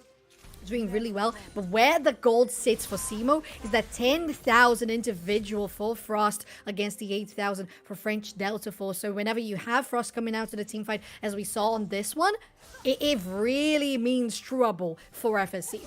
Yeah, and the big issue now that Frost presents is he's finished that Hex Drinker, right? So Zach's going to deal far less damage. Your bottom lane of Karma Seraphine not going to do as much. Even Bubble Blue, a fair amount of magic damage on a Volibear. As you can see him up in the top side, forcing a flash out of Korean Park. Korean Park is so dead. It's Froggy able to pick up the kill. Farmingdale doing a good job of stifling this Baron. For sure, because it's not just the Baron, it's the Baron on Korean Park, one of the biggest members here in regards to initiating fights and dealing damage. That is huge, big of a shutdown, and although we saw them getting a little exposed, Froggy, in the beginning of the game, they got themselves into full 1 and 3, which means that one death that we saw is the only one that we did. Now, pointing out those items you were talking about for Frost, Yanni, that's also the Serpent's Fang, which I love. So Serpent's Fang denying and reducing the amount of shielding the enemy gets. So if you're already shielded, it diminishes it. If you haven't been shielded, it still makes it smaller. So huge of an itemization in opposition to this team. Teleport coming in. Korean Park wants to make something happen here. No shockwave available quite yet. So they're just going to try to use whatever's left of their Baron to play some bully ball. Trying to do something about this, but FSC is really protecting all corners. Look at Zach. Oh, French Delta Force can't land on anybody, but they're going to try to get on Park. Park is going to be eaten up as the ultimates came out. Leo on the backside, but he splashes away. So it's still a 5v5. Shockwave only lands onto 1, so that's big. As the health bars for Farmingdale looking a little bit higher. Yes, they do, and they especially have healing and shielding to go on top of it as well, Yanni. So that's going to be a disengage for the side of Simo, and it does mean Froggy is going to push in this mid lane as quickly as possible. The TP also coming out here from, from who? Oh, from the Karma Heart. And so Karma comes in, and they have a 5-man push. Trying to come in from the side to do something. This turret goes down, and now they're caught between a rock and a hard place as Orianna is compromised and is going to fall. Froggy is unstoppable, and Farmingdale have brought the game all the way back. Yo, they have, Yanni. That tier 2 is down. They could even push more if they wanted to, but they are going to go for the Drake instead. It's the best course of action, of course. 4 seconds for it to spawn, and it is on the board. That would be the sole point for either side. So FSC taking this one. That's very necessary to stall away what the power of the Simo composition can do with an Elder Drake later on in the game. But we are still fairly away compared to what we saw in the previous game. We're now 27 minutes on the clock, and 5 Drakes that have already been slain, and a Baron alongside it as well. FSC has been able to mitigate and survive all the damage that Simo has been trying to throw on them. And even when they don't need to heal or shield the damage from Simo, they are just kiting it away. Yeah, and really, I think a lot of this has to do with Farmingdale's done a great job of shutting down Korean Park, killing him in side lanes, and then in these fights, not able to get off clean shockwaves. We haven't seen a big shockwave in quite some time. And meanwhile, Frost has gone cold, living up to their namesake, hasn't done really much of anything in these fights aside from soak some damage and deal some damage. Now with the small amount Mortius completed, maybe we'll see something different. But despite the gold lead, Simo's Baron completely snuffed out. I'd say that Farmingdale may be on the up and up here. Yes, they are. I agree with you, Yanni. That is so much that Frost can do being an Aatrox when you have to go around those snares, just as we say it, the Uncores, the tethers on Heart, everything, and especially wanting to go into the backline when your backline is a Tristana. She's just going to be so far away with her range that you can't even touch them. Yeah. Gonna use that range to your advantage. We'll see if either team is able to do that, because we talked about pretty good range, and you know, right now, so I wanna designate some mid-game MVPs unless we're gonna see a fight break out, because I feel like there's been players on both sides that have done a whole lot. If I had to give it to somebody on Farmingdale right now, Zukima is playing a fantastic game and has been from minute 1. Yeah, I was going to say, without hesitation, Korean Caster curse! Zukima's in trouble! Encore goes out, charms quite a bit, but now that's a odd man fight. French Delta Force is getting caught out. Soph, why did I say anything? I ruined the hopes and dreams of Farmingdale, at least for right now, as Frost is getting on the back line. French Delta Force goes down. It's a 5v3. Will they be able to find any more? This Baron is up hot, forced to flash away. Bomb on Frost is going to deal some damage to everybody. But Simo, wrestle control away. I'm in disbelief. No, there's no way. They were playing so well. They were 2-1 and 8. All the Uncores were doing massively for the side of...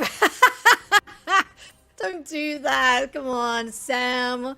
Oh, good God. That feels bad for Farmingdale. But still, it is a moment where we see Simo again maintaining that little bit of the lead that they had around like 2,000, now getting to 3,000. Oh, Korean Park, you're dead. Oh, no, he's not. They're not.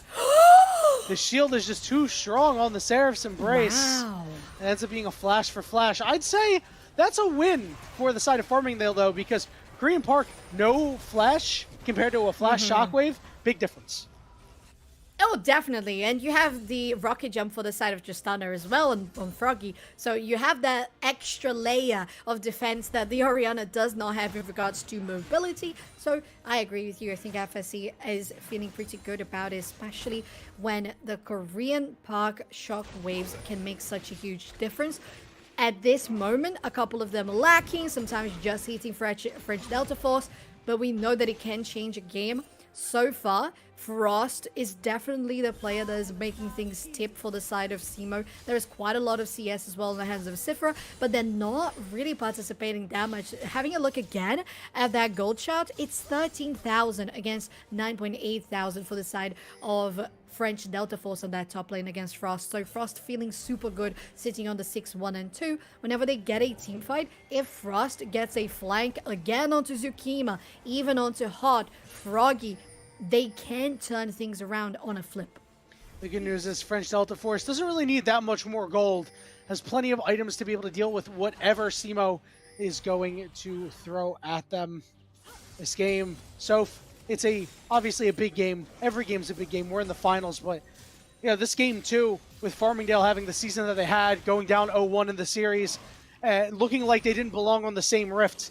Battling back in game 2 with a strong early game prevented SEMO from doing much more. So, I mean, if you lose this one, if you're Farmingdale, it's not just a regular 0-2 you're down an advanced 0-2 at that point. Oh, for sure, especially on a best of 5, trying to get something here with a Teleports. rocket jump, but a TP in the back. World Ender pop. Let's see how long Frost survives. Korean Park is here. It's a Wow. kill and a 1v4. That's damn crazy. Look at the shielding. Look at the healing. They have no answer for this Aatrox right now. French Delta Force flying in. They're looking for more. Shockwave goes down, but it only lands on one. Frost finally falls. Korean Park is the next target. They're so low. Zach flies in. Zach claims the kill. Now, Cypher, they're going to be looked at next, trying to get away. But I have experience with this, and typically you don't get away from a Volibear. You will be able to with the Flash. But meanwhile, SEMO able to secure the Dragon, 3 apiece for both squads. It felt like there was no escape for the side of FSC. No, yeah, because Frost was absolutely wrecking and shredding their worlds on that world ender, especially with the shields coming out from Korean Park and the itemization as well. But when you have the saving grace of French Delta Force making it become a 2 against 4, that is a slight problem, especially when you land such a good slingshot for the side of French Delta Force on the Zac. Very important for them to guarantee even more of this pressure and control around the Baron area. You want to have vision. They have been trying to steadily and gradually get into the enemy jungle just right here, deny some of their vision themselves, and take the blast cone away from SEMO. Well, they're starting it. And they're going to start it. They're going to force the teleport out of Frost here. A lot of members are far away. Hot is going to get engaged on here by this Vi, but is trying to play goalkeeper, but isn't really able to do so. Vi getting rooted. Frost in the pit. Baron low secured for Farmingdale. Let's see how the rest of the fight goes as French Delta Force say okay. Froggy able to pick up the kill. Tsukima is going to use the encore. It's going to land on 3 members. Vi gets eaten up, and they trade on the French Delta Force because Cypher is doing okay for right now, but is now getting chased down because it's a 4v2. Cypher is running out of real estate and is trying desperately to kite away as the Volibear is going to leap forward. They're trying to slow him up. The ghost is active, but now you've become a ghost. They managed to get the ace onto SEMO. Farmingdale, how can you do it?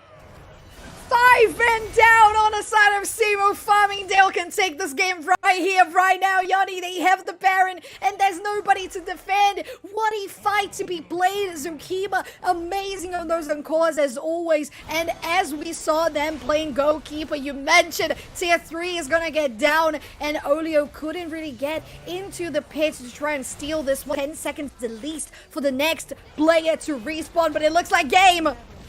Frost has to get out there. He's got the World Ender available, but this turret's world is about to be ended. Couple of members here. It's a 5v2. Nexus is exposed. They're rifling away onto the Nexus, and they manage to take it down. Farmingdale force game 3. 1-for-1. It's the score for the series. A tie already on the boards. And Farmingdale showing to us why they were 6-0 in the regular season. Yanni, this was a completely different look from what we saw in the previous game. They looked so good. Their composition was so good, right? This Volibear had places to go and plays to make, but the healing, right? It just didn't matter that you saw, you know, the Serpent's Fang on the side of the Aatrox, right? It just didn't matter. They healed too much. They shielded too much. Aatrox couldn't break through it. And, you know, really the big hero play coming in from French Delta Force up in that top side, because I hesitate to think how that fight would have went if he didn't come in at the perfect time to be able to take out the Aatrox. For sure. It's about trying to deny the Aatrox from coming in, especially how we saw Tsukima doing the exact same thing from getting Olio into the pit. So good. It was a nice snare. So when you are SEMO and you don't have vision anyway, you have to go into the pit and try to steal and do something about it. But then the Volibear was there to confirm the objective. Then the fight just started crumbling. And unfortunately for the side of SEMO, I feel like the Caitlyn should have had more pressure in the early game.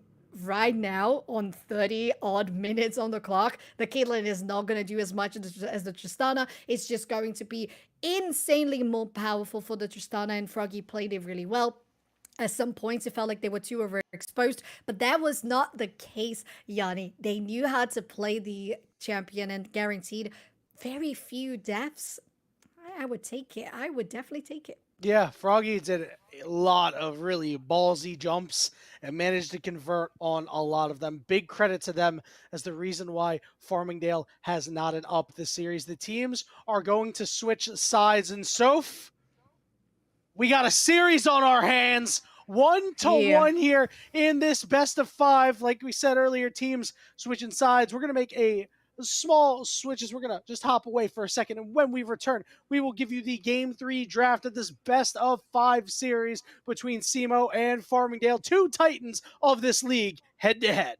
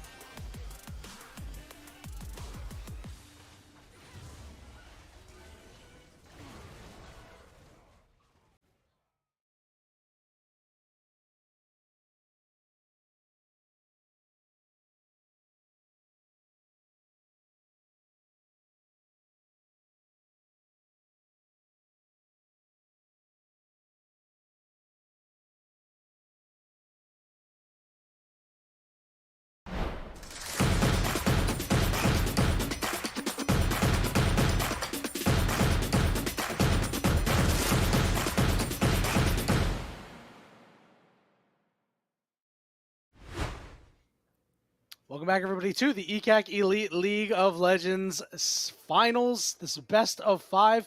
Both teams have scored a point here. Farmingdale brought out a really nice sustain and shield composition for Game 2. Now, SEMO, we're going to see what they're going to cook up on the blue side this time around, Soph. It makes a huge difference so far. We've had those 2 games with FSC on the blue side. Now SEMO switches it around, given that they lost the previous game. And we know that both of them can whip up very versatile compositions. So the draft is going to be all about studying what the enemy is picking, banning, what you want to really prioritize. Because first game, we saw a very prominent Jace coming out from Korean Park. But then it was a Tristana from Froggy as well, all in the mid lane, that really brought out the shine. Yeah, these mid laners have really warped the game around themselves. Frost, to a certain extent as well, has done the same. He had a really good game 1, a really good game 2 as well, but just wasn't able to get the job done. And French Delta Force has been, as expected, not doing so hot in lane, but outside of lane has been doing just fine. So, Sofjan, I have to ask, do you think any changes are going to be made to the SEMO draft, specifically the bans? They've been going after Evelynn, Jinx, and the Maokai, but with the composition that Farmingdale pulled out, you think SEMO is just like, this has to be a draft adjustment, or it's an in-game adjustment? I would say both. I would say it's both, considering that in the previous game you had that Jay substituting what was the previous ban on this Evelynn plus Maokai triad there for the bans. I would say maybe even go out as betting something similar. I don't know if the side of FSC plays... Oh, actually, if the side of SEMO, they play a Tristana, but FSC played really well that Tristana the other way around. Wait, I'm getting confused. Yeah, FSC played the Tristana. So yep. I don't know if SEMO plays it. Okay, I got my mind back on track, sorry. So I don't know if that's going to be a case, because when you have such a priority onto Korean Park and how they have been playing, it's always going to be on the cards. At the same time, you got to think about Frost and what you know that they can do and how they are going to be fighting out that top lane, because the Zac, as you said, not that much of a big deal in the laning phase, but makes a huge difference in the late game. And we'll see what SEMO elects to do, if they elect to change anything up here, as we are in the draft here for Game 3 of this best of 5. Wonder if the side swap is going to really change a whole lot, maybe give a new twist onto the draft here. So far, I mean, you know, obviously it's just one ban, but Evelynn getting banned away. I'm so shocked. Wow, Bubble Blue did not get Evelynn once again. Yeah. I wonder how many times he's played it this season. Like, in tournament games. I imagine probably not. Like, I don't know if we I don't know if we have stats on that, but it's probably a very low amount. If we did. I agree with you, man. It's just about the fact that the amount of games they have in solo queue, you're just never going to have it through on the playoffs or anything regular season whatsoever in competitive play. Farmingdale coming back as well with the cannon, and now SEMO taking out that Tristana from the hands of Froggy. That was so impactful. So I really like this, especially when you've had the similar coming back from that Jace I was mentioning. Now that my brain is actually back from being scrambled eggs, we're good to go to keep on doing analysis. Farmingdale is also going for a Nocturne again. There was Orianna picks for both ends, Korean and for Froggy, so we know that there's a good composition. We saw as well the side of Farmingdale Jarvan, that also combos with the Orianna, so maybe that's still going to be a priority in the mid lane. It's so very safe that it could be a choice. Let's see what SEMO's final ban is going to be. It's going to be the Maokai, which means that the Jinx is left available for the side of Farmingdale, and based on the bans, actually, it will potentially take that away, so SEMO does not first pick it. Really like this here, because Farmingdale now, they've got a couple of options, right? They can go to that Senna like they had in Game 1 and go with a second lane pairing of, you know, Tahm Kench or the Cho'Gath if they wanted to again, which I think they piloted just fine. Or they could go back to what worked in the last game. They can go back to Karma. They can go back to Seraphine and cause fits for the side of SEMO, as once again we're going to see another Vi locked in for a lead. And if we see something of the sort of that Karma, Seraphine together, which I don't think is going to be the case with that center hover, it would be very important to have so much raw AP damage in the mid lane for the side of Simo, or even early game pressure in the bot lane to guarantee something similar. But that's not going to be the case. You have Farmingdale going straight for the center Tom Kench, so you deny both of them. That was also played by Simo, and it is a priority overall for the bot lane when you have all of these teams looking for different styles, as we saw in the series so far. Simo denies that Karma, which I love, as we know, very versatile, going out mid lane, sometimes support or even APC there in the bot lane. You can do pretty much anything with her. And we'll see where this Karma may be going for the side of Simo, as we did see interesting lanes into a Tom Kench, into a Senna specifically earlier, and it looks like we could have another one here. Obviously, doesn't really mean anything. It could be still Hui mid lane, but I think this almost, well, it doesn't even ensure that Karma's going into the bottom lane, right? Either of them could go bottom, and it's just leaving that flexibility open as Farmingdale is going to lock in Viego for Bubble Blue. Certainly a champion he plays, but I am surprised that Simo has not locked in themselves a Viego, because Leo plays a ton of it. I thought this was going to be a much more contested pick in this series. But it feels like they are really interested in keeping that vibe. It is 100% appearance already for the 3 games of the best of 5.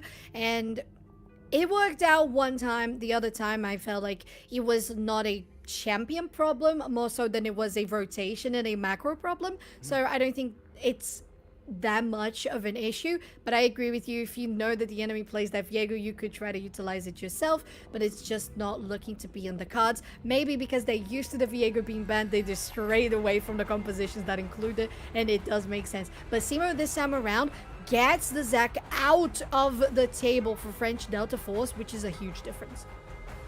And it looks like Farmingdale, I might want to go with an Ahri here. We'll see if they end up locking that one in, and they will. Really like what they've put together here. This is a really strong mid-jungle duo. Yes, it is. Gosh, I love what they can bring to the table in regards to like map presence, not just for the Viego alongside the Ahri, but with the Senna, with the Tahm Kench. You know the Tahm Kench wants to be rotating so much. You have that versatility. The Senna can be using her global ultimate. I see, first off, I saw your eyes, then I saw the actual draft. I'm going to say it all out. It's a Talon.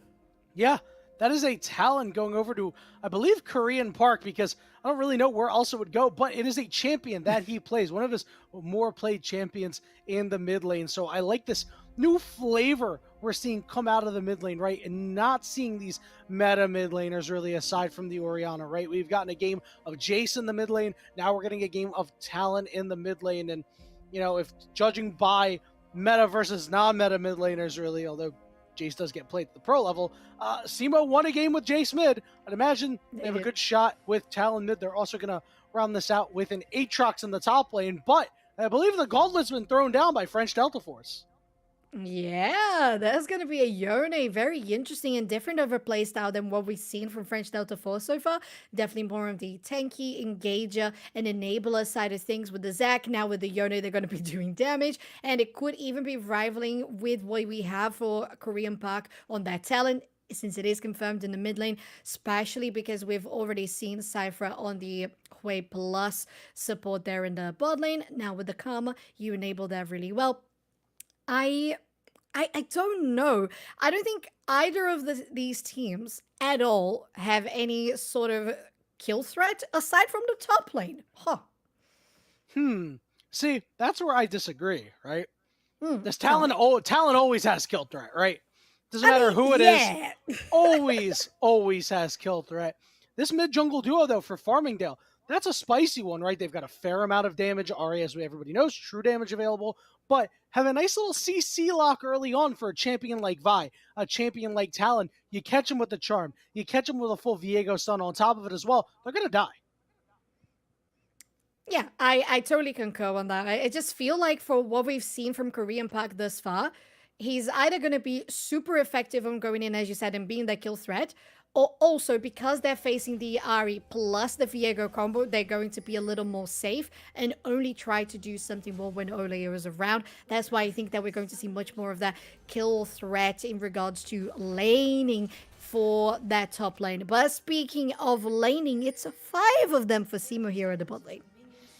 We've made it on to Summoner's Rift here. So for game 3 of this best of 5 with the teams at 1 win apiece, I have to say, it's a refreshing change because the last couple of best of 5s that I've casted have all been 3-0s. Yeah, 3 they have that good side. You're like, okay, the team is in the rhythm. You expect them to do well. They do well, and then it's over. It can be a little boring, so I agree with you. This is much more exhilarating. We're looking at already a tie. Game 3 on your screen. And what it can bring to the table when you have Simo coming out is 4-2 for regular season, doing well, only dropping 1 game during playoffs. FSC not dropping a single one during anything on the splits whatsoever, coming from regular season on 6-0. And Yanni finally feeling like they unlocked what we expected from them on that game 2. Yeah, let's see what their game 3 looks like, because clearly they have shown that they're definitely able to stack up to Simo, and Simo has done the same for Farmingdale, so this could be the 2 best teams in the Elite League going at it, right? Typically, you know, everybody always says that, oh, it's the finals, it's the 2 best teams. That's not always the case, so let's be honest with ourselves. But right here, right now, in this moment, when you've seen a team with a dominance like Farmingdale and Simo able to match them in the finals, it's hard to say that these weren't the teams that should be the best. I agree with you, and there's definitely something about how single eliminations go and seeding and how sometimes it doesn't feel like you have the best of the best, but this is par on par. This is toe-to-toe for both teams, and look at that, Korean Park executing that talent really well, as you mentioned they would. Here on the top side, finally, for a change of pace, French Delta Force has been able to out-farm and really control the lane against Frost. Let's see how long it lasts. Remember that French Delta Force is a transplant from the jungle.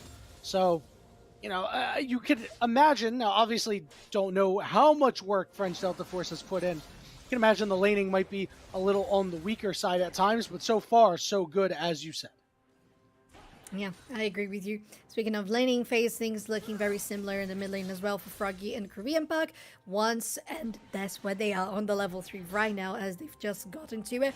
Things can be different. You have that charm on the Ari. You can have a full combo on the Talon, but still, I think it would require at least 1 back to guarantee at least some more of that kill threat from Korean Park. And now with this rotation from Simo here on opposite sides from FSC, where Bubba Blue is taking out those Krugs, you have Simo doing that on the bot side of the map and maybe looking to get something onto Frost. Well, let's see if they want to try to bait him in. Bubble Blue lying in wait with double buffs as well. That minion wave is mighty large.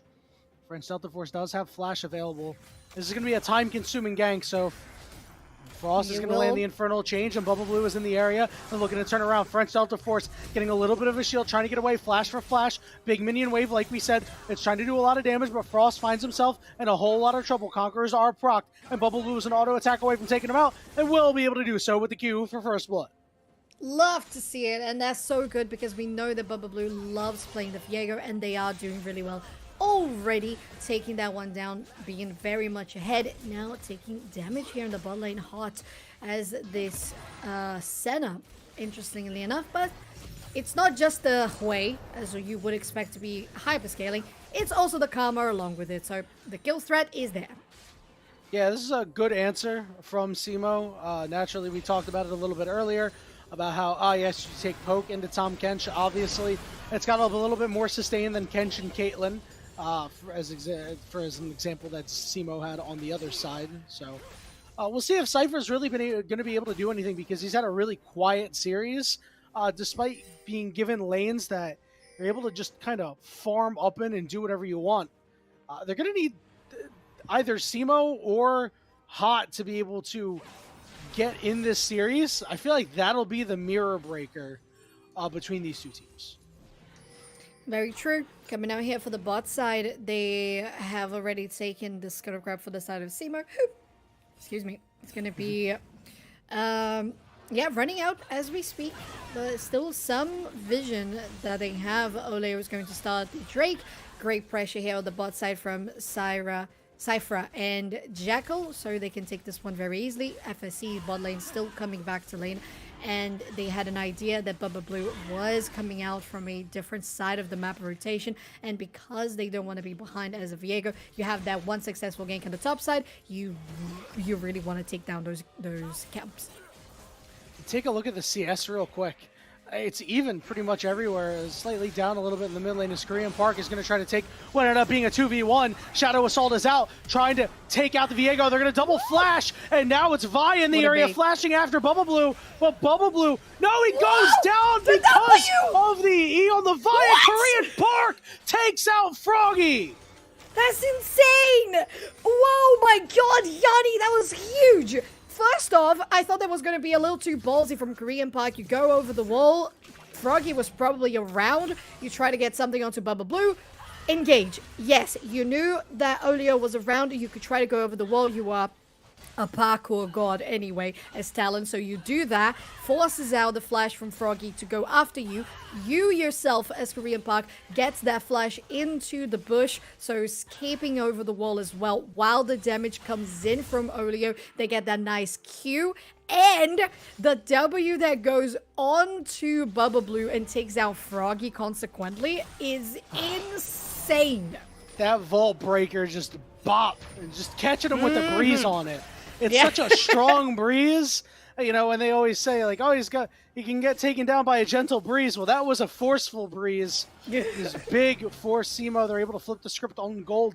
More importantly, they're able to get Talon a kill early, which makes them all the more threatening against everybody else on Farmingdale.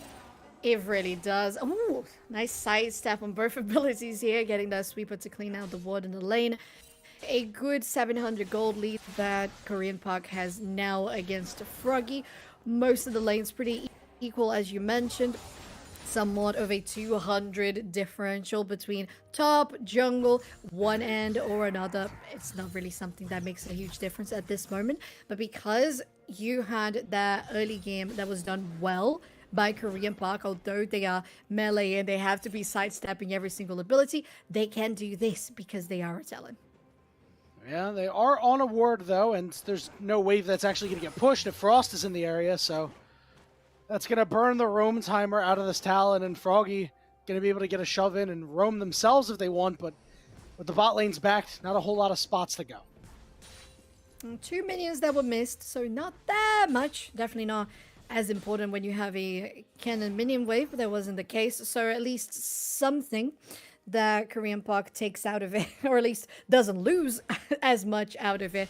And I would say this game is heavily looking to be focused here in the mid lane. There is the fights that go on between Frost and French Delta Force, but because of how Bubba Blue got that rotation earlier on as Viego, it really takes down the pressure that Frost can have on the Aatrox that we saw them doing well on the Aatrox.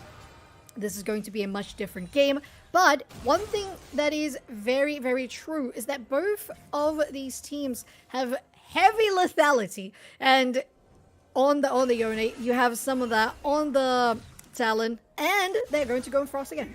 It's a good sweep here. I'm not sure if they're going to be able to do too much. They're going to combo their CCs. Fate Sealed is available if he wants to go for it, but Frost doing a good job to dodge out on that.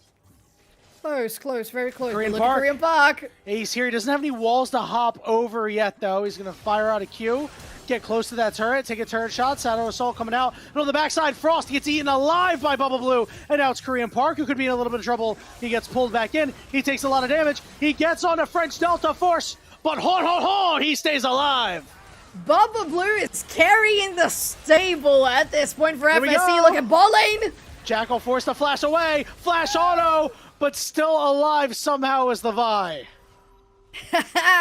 Well, it even forced. Okay, there was a disconnect on the side of Cypher here. Did they go down? No, okay, they didn't go down, so at least nothing really that got penalized there by a connection issue. But still, we're getting a quick pause to fix things out on the player end. But gosh, the fact that there was such a successful from FSC at the top side, Bubba Blue taking those 2 kills, so well done getting that quick power spike. You had the Noon Quiver, the tier 1 boots, plus the cloth. So a little bit of everything, a little bit of armor, movement speed, a little bit of damage, and they utilized this super well. Even allowing for FSC to feel comfortable here on the bot side to say, well, we know where Olio is. That's why Froggy can get a rotation to the bot side. They use it really well. Almost take Olio down as well. So close to guaranteeing that kill for the Senna. Would have been amazing. A complete cherry on top of the sundae, but it's not going to be the case. We'll see what's going to be the next course of action here. I hope that there wasn't something that went down bad for the Hui while they were having connection issues. Yeah, I certainly hope not, because this series has been really, really nice, and we're getting word that everything is A-okay. They are back. So the real big thing, I think, in this entire sequence was Simo unable to respond after that play went up in the top lane. Not able to get anything on the bottom side is huge, as the teams just continue to trade blows. Jackal found himself in a little bit of trouble trying to slide around. Zukima in trouble, rooted up. Teleport coming in from behind. It's that Aatrox. Frost is looking to be icy smooth, as Zukima is in a lot of trouble, and he goes down. Frost with a huge TP into a kill. Okay. I like that. Ooh, Korean Park as well to follow it up with a full dive. See if they go for it. And they stop the recall. Hot has to stay. And Hot gets blown up. They're going to root Korean Park onto the turret, but not do anything. And as I said it, Soph, guess what they answer in the bot lane? I gotta just stop talking. Well, it's true. And maybe we both do. Thanks. No, listen, I said me too. Come on. I was going to say, yeah, we can't all be on CB law.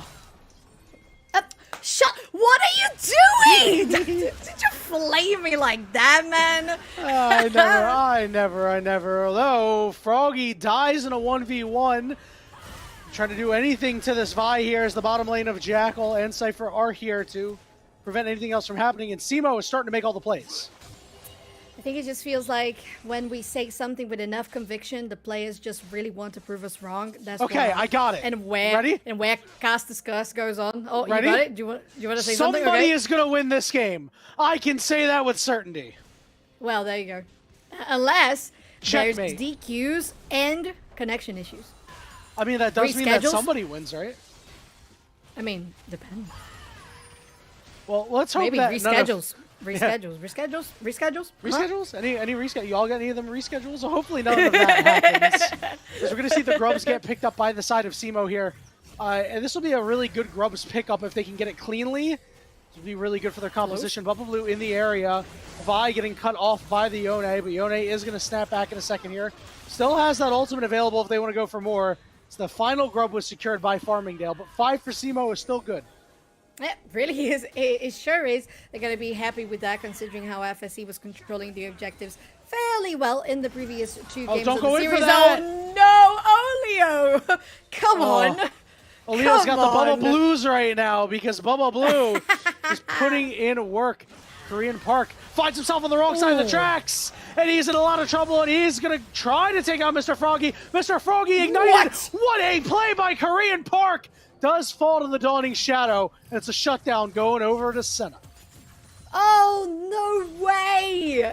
That was completely illegal. You have first the Ari getting out alive with just a sliver of health. Also, Korean Park, they got engaged with that perfect charm by Froggy, and Q plus the Vault Breaker, of course, plus Flash from Bubba Blue while they were Vi. Oh, amazing, Yanni. But the fact that it was still a 1-for-1, very nicely done there by Hot to guarantee that the talent wasn't getting away.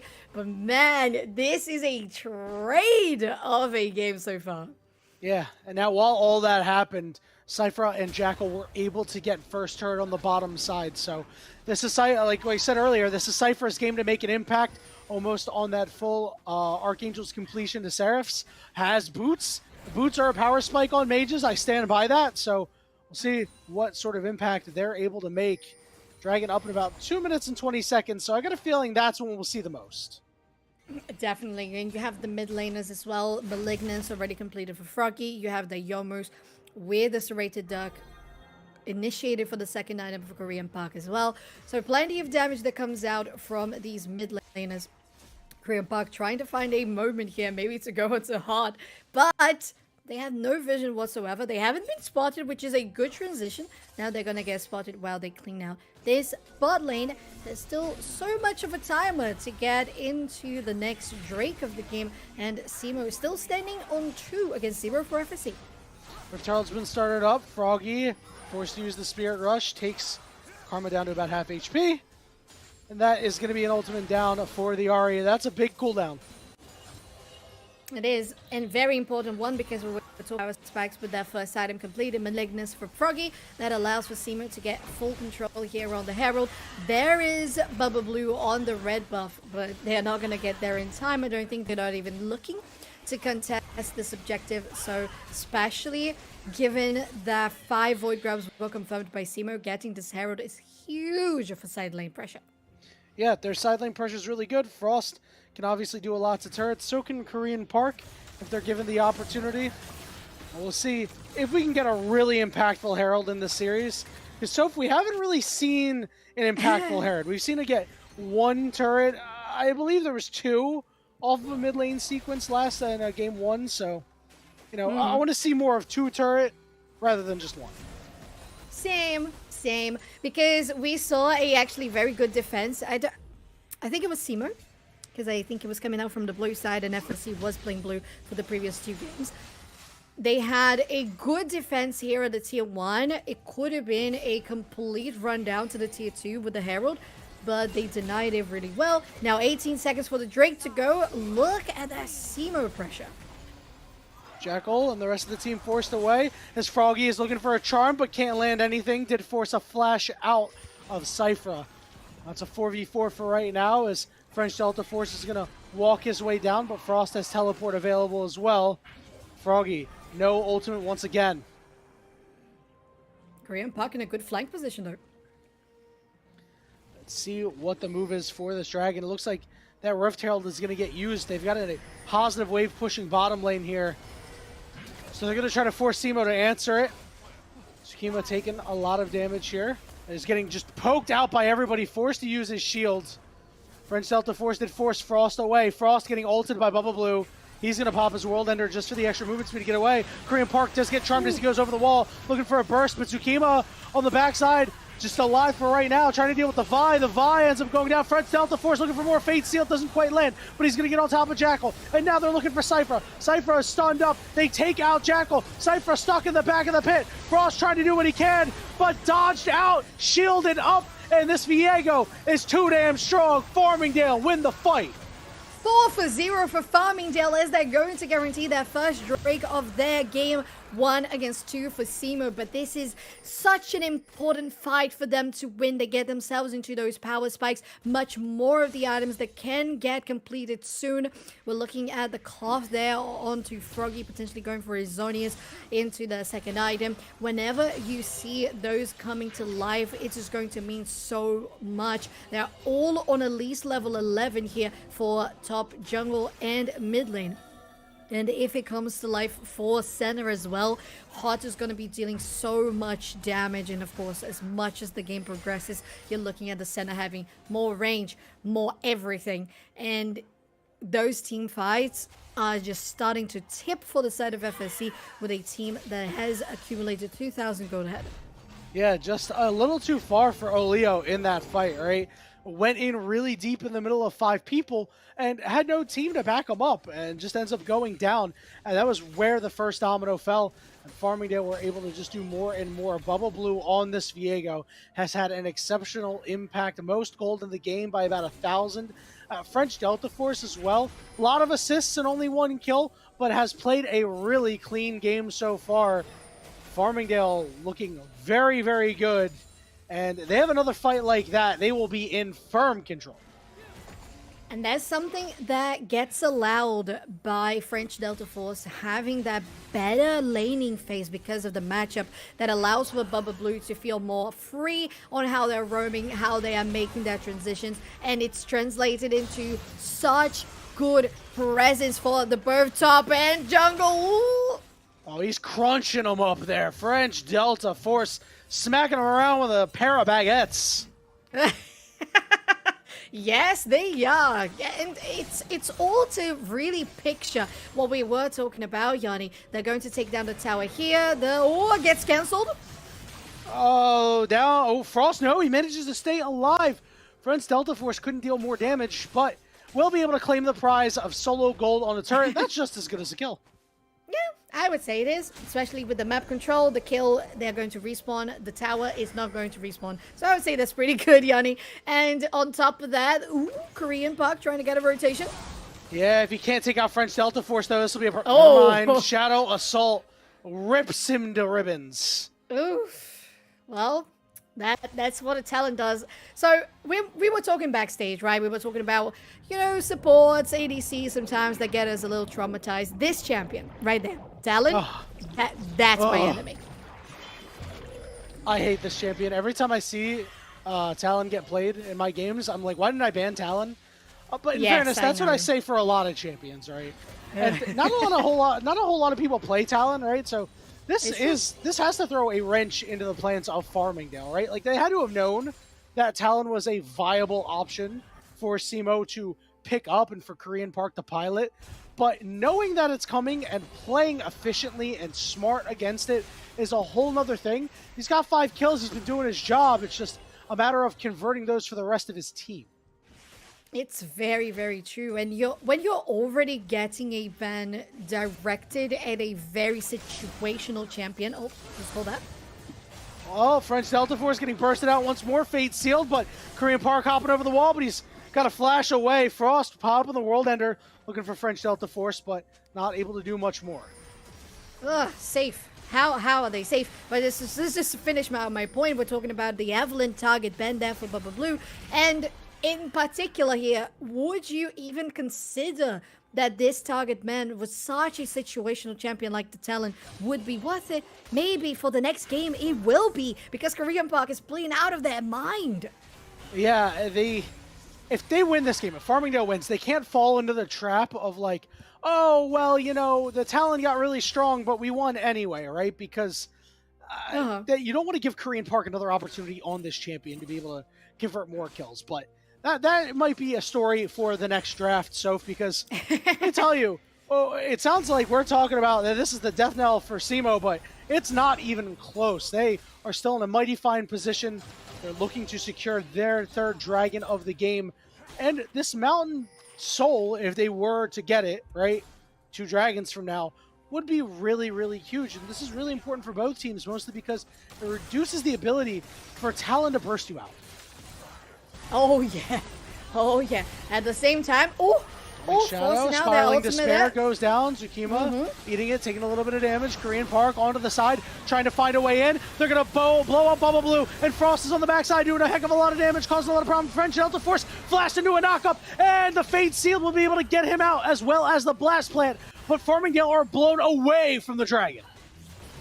Yes, they are. Now Simo getting themselves into that soul point you were talking about. And the point I was going to make, Yanni, is Mountain Soul would be so beneficial for either side, because if you have Korean Park with more resistances going into the back line, every single time that it was going to get killed, maybe it isn't. That is just something unacceptable that their FSC cannot get themselves into. They outwon 1 Drake. They have to deny the next one. It is a must, but the good news for Farmingdale is they do have a team that's able to do it. If they play close, they play tight, they'll be able to get it done. But the question is, over the next 4 minutes and 30 seconds, what is going to happen? If Simo can get a couple more kills, get a little bit stronger, they can find a way to break this game open, and the Dragon, the Soul, could be what puts the game away. It could be. Now having both teams trying to clear out those side lanes there with French Delta Force against Korean Park. Mid lane, though, is a huge focus for SEMO because they haven't taken down this tier 1. And that means that all of this time that they're getting back on track, that 2,000 gold lead that FSC has, shrinking down to 1,000, is still defensible because all of those outer forces, top and mid lane, are still standing. Yeah, it's big, especially against a Talon. Because Talon can't really hop over these walls right next to the turret to be able to do a whole lot. But Korean Park is just probably going to try it anyway. Problem is, Froggy moves over, he's going to die. Oh, yeah. Right there. Ooh. Oh, he knows. Froggy knew. Korean Park forced to use Ghostblade and walk away. I mean, that's just a soul read by Froggy right there. There was no vision. Yeah, so good. So good. And I mean, it's what you said. As you were saying it, they were doing it. And that's exactly what Froggy was thinking as well. You have to be careful at every single turn and every single fog of war in this game because Talon is so deadly. And now sitting 2-1, Yanni. Korean Park is piloting this champion to perfection. With SEMO on 3 Drakes as well, a fairly good amount of gold overall. And a steady 8 versus 9 kills. They want to engage, or do they? Yeah, and for Farmingdale, they want a little bit of more time to scale. It's been 25 minutes into the game, so you've had plenty of time if you have to rip the fight, but because they've gone down in Dragons, they're utilizing this next 2 minutes and 30 seconds to just do what they can, get more souls onto the center, potentially get a second item onto her. You know, we said that these bot lanes were going to be the key because we knew the mid lane was going to be impactful. We knew the top lane was going to be impactful. But right now, these bot laners just having very quiet games, and it's really just been the battle of the assassins in the way of Korean Park and Bubble Blue. It's true. I would even add on top of that the threat that we know that mid to late game is going to pose from Frost and French Delta Force. Now, much further ahead, French Delta with 1-1-7. That is 8 out of 9 kill participation for the top laner of FSC. While standing on 1-3-0, Frost has been denied. When we saw SEMO having such a good, reliable source of power coming out from Frost, this game is completely different. Yeah, and the one thing I love about this is that French Delta Force looks much more comfortable, right? You can see he's taking some nice, really aggressive trades and has been doing so all game, trying to make really big plays. The one issue is that while his lane wasn't that great on the Zac, it did give Farmingdale a go button. And now your go buttons aren't as guaranteed, right? They can't always come from Fog of War. It's got to be RA Charms. It's got to be Senna Roots. It's got to be Tom Kench Abyssal Voyages that catch somebody by surprise. It's very, very true. They're going to try to utilize it as best as they can. Farmingdale. French Delta Force. Upside. Oh my god. He doesn't get that far away. They're trying to shield him up, and now he gets eaten. They could turn this around to Levi, who's gotten ignited. Cypher is going to get rooted. It's a double root, but Korean Park is able to pick up one off to the side. Froggy has 2 Spirit Rush charges left. Now has 1. Korean Park is too low, so it's essentially a 4v4. Spiraling Despair going to land on Zukima, but it's not going to do that much damage. I'm not very happy with that decision there by French Delta Force. They were saved. Zukima was just so clutch in getting that save, so much healing and shielding from Heart as well, just to really help it out. But then they came back in. That was not the goal. Trying to do more damage to Zukima. Cypher down to about half HP as he gets blasted by the Senna.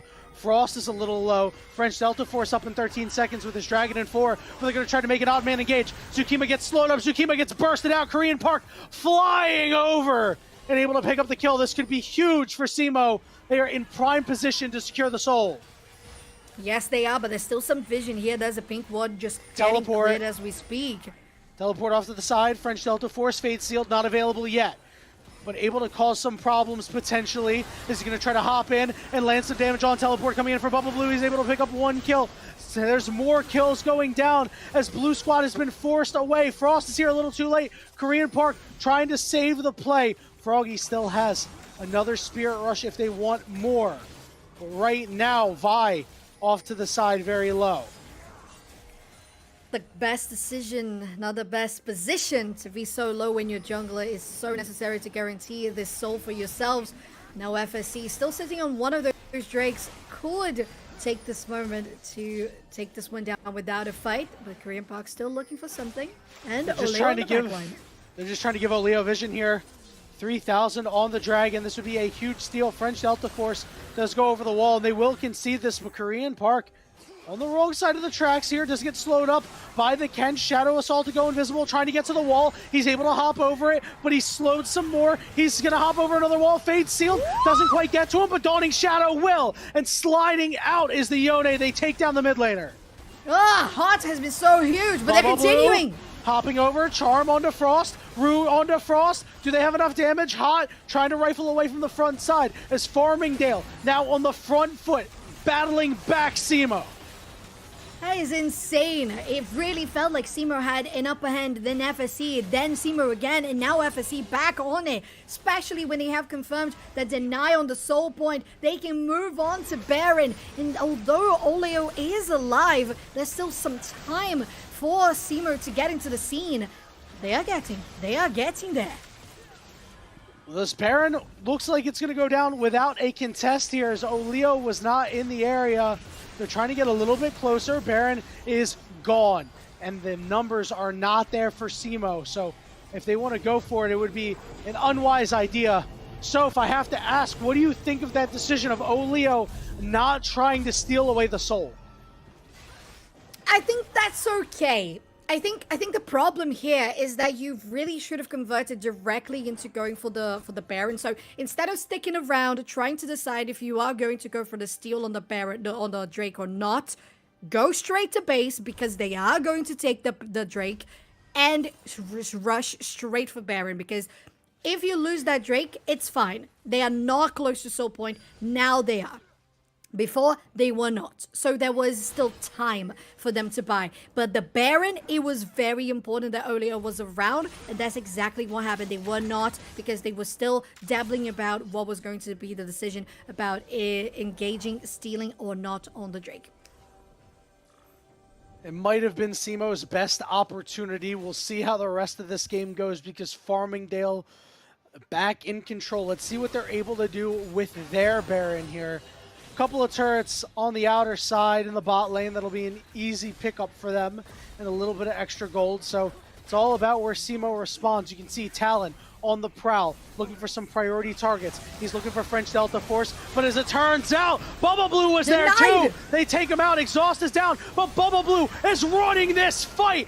It's a double kill for Bubba Blue. That is insane, the way they are piloting this champion out of their mind. Bubba Blue on the Viego 9, 2, and 5 with FSing out this tier 3 in the bot lane. That Baron buff power play is going to be huge. This could be it for Simo. They lost a 4v2 in the mid lane, which means the rest of Farmingdale able to get that inhibitor on the bottom side. They could look for Vi next, but it looks like they'll settle for the turret and the middle inhibitor. A huge Baron power play, as you said, so putting Farmingdale firmly in front. Yes, they are now 57,000, almost on 59. That would be 58. That would be 8,000 gold ahead that FSC just climbed from barely having 2,000 to 3,000. That is just how powerful a Baron can be, a successful Baron push can be. And again, unfortunate for Simo, because they could have had a good shot at trying to steal when you position early, but Oleo weren't there. Korean Park also found themselves in a very bad position where they have to be either perfectly sure that they go in and they get a kill, or they get shut down, as we saw by French Delta Force and Bubba Blue together, because they do have good TC to just really knock it down and deny Talon from getting any space to really rip them apart. 45 seconds until this next Dragon. As I said earlier, Simo, they might have had their best shot pass them by to take the soul, but Oleo cannot be afraid. When you're down so much and you're nursing a wounded base like this, you need to try to secure something, because if you allow Farmingdale to get this third Drake and with no resistance, it just puts more and more pressure on you. Try to turn it around. They're going to try to make a play onto Cypher, who's forced to flash, but is now in a whole lot of trouble. The shield is out. The Zonias is there. Cypher trying to get away, but goes down to the Dawning Shadow, which means it's going to be a man advantage for Farmingdale. Will they keep the focus on the base? The dawn of the next day for FSC as they're pushing out this base. No Baron to be found, but that was just enough as they wanted to go for the inhibitors and they're pushing in. Knock up. That was a very strange ultimate from Yone, but they're going to try to burst out Oleo. Now it's Korean Park trying to take somebody out, but the Tom Kent cheat is going to prevent that from happening. Bubble Blue still alive for right now, taking a whole lot of damage, but has Guardian Angel as the turrets are below half HP and are falling fast. They cannot get on top of the Senna, who takes out the first. Now it's French Delta Force looking for more. Tom Kench landing a knock up onto the Vi. Vi, cease and desist, but Vi has been ceased, and Farmingdale continuing to push, and Farmingdale on the Nexus looking to take it out. They will. Farmingdale take a 2-1 series lead and are on match point. What a successful performance from Farmingdale, especially on Bubba Blue. They're having that Viego being so prominent, dominant, everything that ends in a ominous, because ominous even, because that guy was everywhere. They got every single opportunity to go on objectives. Those ganks were so successful. I love what they did with this composition. It had enough juice to guarantee that, yes, we had Korean Park doing well on the talent, but you have an Ari. The Ari has escape. You have Viego to come through. You have Yone at the top side to be the extra bit of AD at the mid stage of the game when the Senna is still growing into it. And then when you have late game, all the Senna is going to do work. And the Tom Kent should top it all off, especially because you want to go deep into the backline, pulling you out. Amazing. Yeah, it was a nice, well-crafted team composition, and in that top lane, French Delta Force had enough impact to keep Frost from going crazy. The solo laners of SEMO have had a really, really nice series, but this time Frost gets shut down. Korean Park cannot put the entire team on his shoulders. It was dueling aces between Korean Park and Bubba Blue, and Bubba Blue reigned victorious in Game 3, and now Farmingdale are just one win away from claiming the ECAC Elite Championship here for League of Legends. We're going to take a very short break, and when we return, SEMO have chosen to go on the red side. They won double pick. We're going to see how effective their draft is real soon.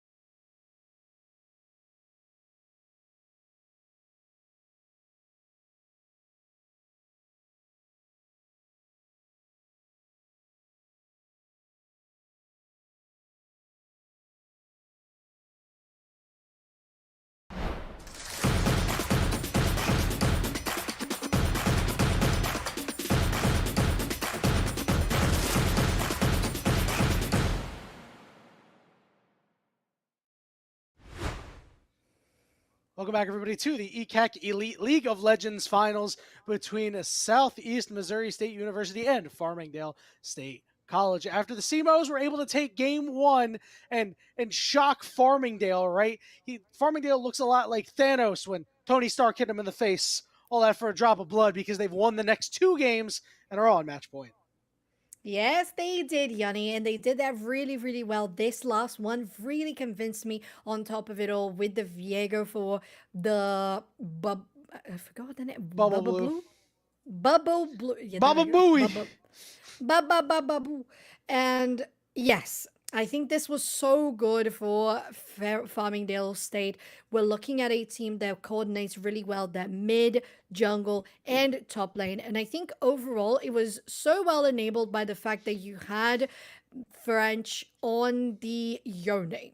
So you had them on somebody that's not a Zac. You can have much more control over the lane. And that brings a little more breathing room for Bubba Blue and mid laner there, Froggy, to really get something going.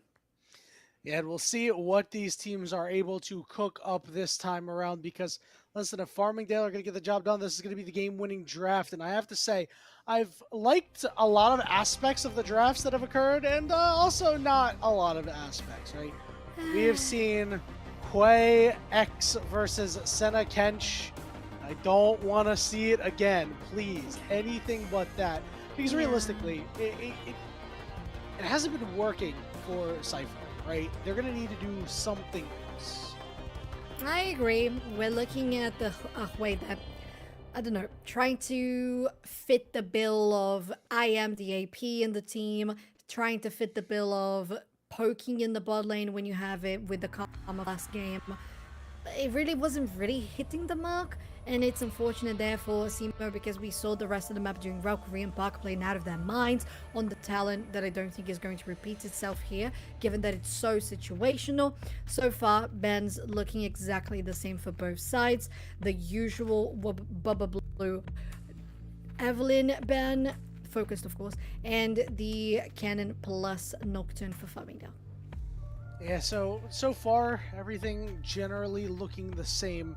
Well, we'll see what SEMO does, right? Because now they're on red side once again. They're going to get first 2 picks. So whatever Farmingdale is going to pull out, SEMO's going to have the answer for it. And, so the school of thought, there tends to be a lot more strong champions than weak champions in League of Legends. So, if you fancy yourself a strong drafter, going to the red side does a whole lot for your team. We'll have to see what they're going to do as the Jace once again is off the table, but as you mentioned, that does mean that Talon is available, although a bit of a more narrow pick. More importantly, this Viego is on the table. Yes, it is in Farmingdale, as we mentioned, Bubba Blue playing so good on this champion. Looking at this time around, if I'm not mistaken, we had game 1 and 2, Farmingdale on the blue side, then Simo on the blue side for game 3, now Farmingdale back onto the blue side. So far, Simo has had opportunities to be playing on the counter, trying to deny what the enemy team comes through on the draft. This time around, Farmingdale starting B1 with a Talia. To me, that they want Froggy to be roaming around the map, but also having good, consistent, even early to mid-game damage, while Simo is locking in directly on that center Tom Kench that was the bot lane for Farmingdale. A couple of interesting things here. I'm really surprised with this Talia pick, just completely blind, right? Now, this could be Talia jungle, but typically Talia's at her best when there's some dashes that you can interrupt, so I must say that this is a pretty bold pick from Farmingdale. They're also going to lock in the Caitlyn, so Hot is going to have the opportunity to cook on that champion. We'll see if they give the Bard over to Zukima. They will. I distinctly remember last week, Zukima ulting everybody on Bard, except for the one person on his AD carry, and his AD carry, resulting in Hot dying. And, he played a really good Bard, right? He actually did, contrary to that one fight, but that always sticks in my mind. Korean Park going to lock in that Corki that is played quite a bit of. It's true. And we are in a moment where the Corki is like standing in a more balanced place. We saw much more of the Corki coming out in the mid lane earlier in the season, Hero in 2024, but now it's useful, good. You want the movement speed, not the movement, so you want the dislocation, the mobility, you have it. You want that AD damage a little bit mixed with AP, you have it as well. So it's a good safe option, I would say. Now, Simo, I see you. All right, I wasn't really aware that Frost played the Yone, but they want to take that away from French Delta Force, which I think it's fine. They lock it in, and that's going to be your R4. Hey, listen, Yone's a great champion, makes flashy plays. I'm always happy to see Mo of the Yone, right? So that one's going to go over to Frost up in the top side. See what Farmingdale responds with. Remember that Jarvan that came in, if you harken back to game 1 for Farmingdale, wasn't really able to make too much of an impact, but with the team that Farmingdale has now, I'd imagine this Jarvan will be able to make quite a few more plays. Yes, you have that bottom lane that has much more of an impact. We were talking about how the Jarvan wasn't able to convert the early game because the lanes super aggressive or weren't really on a power spike in the laning phase. This time around you have Bud with the Caitlyn, so a lot of that poke comes through, a lot of range damage that can really nail it down to guarantee the Jarvan a good point of entrance. On the top lane as well, you have that with the Pantheon, even the Talia. It's a very good place. A little different in regards to the wombo combos that we expected. Are you gonna do it? Like, okay, Olio is going to lock in that brand, plays quite a bit. Olio is a grinder, by the way, plays tons and tons of ranked games, and they're going to go for the brand here to throw a little bit of a curveball into things here, Sofchan. But more importantly, we're seeing a couple curveballs come out here, right? Froggy, this is the first time we're going to see Talia in this series. Pantheon in the top lane. Really aggressive move by French Delta Force. He heard me talking about the baguettes, and I really hope he plays the Baker Pantheon skin that actually has the baguette. That would be fantastic. Yes, it would. I agree with you. And Yanni, we talked a little bit about this composition for FSC. Let's mention Simo, how we saw from them in a theory, kind of drawing board kind of sense, a similar composition from the game 1. In what way? That this is unexpected. This is unorthodox. The champions and the plays are not similar from the first game, but the fact that this is very different is going to bring some sort of effect on the enemy team on how do you play against it. So considering Simo did win the first game they played in the series, this could be an upper hand and an edge that can play around it. And I will add as well the fact that those first 3 games that we saw, we had the Vi for Olio. This time around, you change it for something completely different, and you even add Korean Park onto the Corki. That can be make or break. It's certainly going to be a make or break game, and when your back is against the wall, you're going to pull out champions that you know you can perform on. Olio with the brand, Korean Park with the Corki for the side of Farmingdale. So close to victory, they can taste it. The perfect season ruined, and they took that personally, winning the next 2 games, and they just have to close it out here. So go lane by lane. What do you think are going to be the keys to victory for both of these squads? Let's have a quick look here. I think the most orthodox of teams starting out with Farmingdale would be that pressure on the bot side that you can guarantee going out for this rotation. Blue buff, full clear into the bot lane, then getting some of that pressure for Hot and Zukima in the bot lane, and allow for the Caitlyn to have the dominance that you want her to have, that we saw kind of missing, I believe, from Simo in the previous game. And if you can have that translated into Froggy as well, that would be huge, because Korean Park is definitely one of the biggest threats in regards to damage dealers on the side of Simo. Frost as well has been so good on the top lane, very much denied in the previous game, so we'll see what's going to be the case this time around, because Frost had a very hard time fighting against French Delta Force when they were not on tanks, so heavily relies on Simo executing well the brand in the jungle and how they're going to convert it into map pressure. There's a lot of different moving parts here, right? You know, this Caitlyn and this Bard, what advantages are they going to get, right? Is it going to be a lane where Caitlyn and Bard are banging on plates and taking them out? Or is it going to be, you know, Caitlyn's got enough pressure that Bard's able to roam and make some impacts? We know that Zukima's roams have been really important this series. And on a champion like Bard, you're going to have plenty of opportunities. You need to make them count.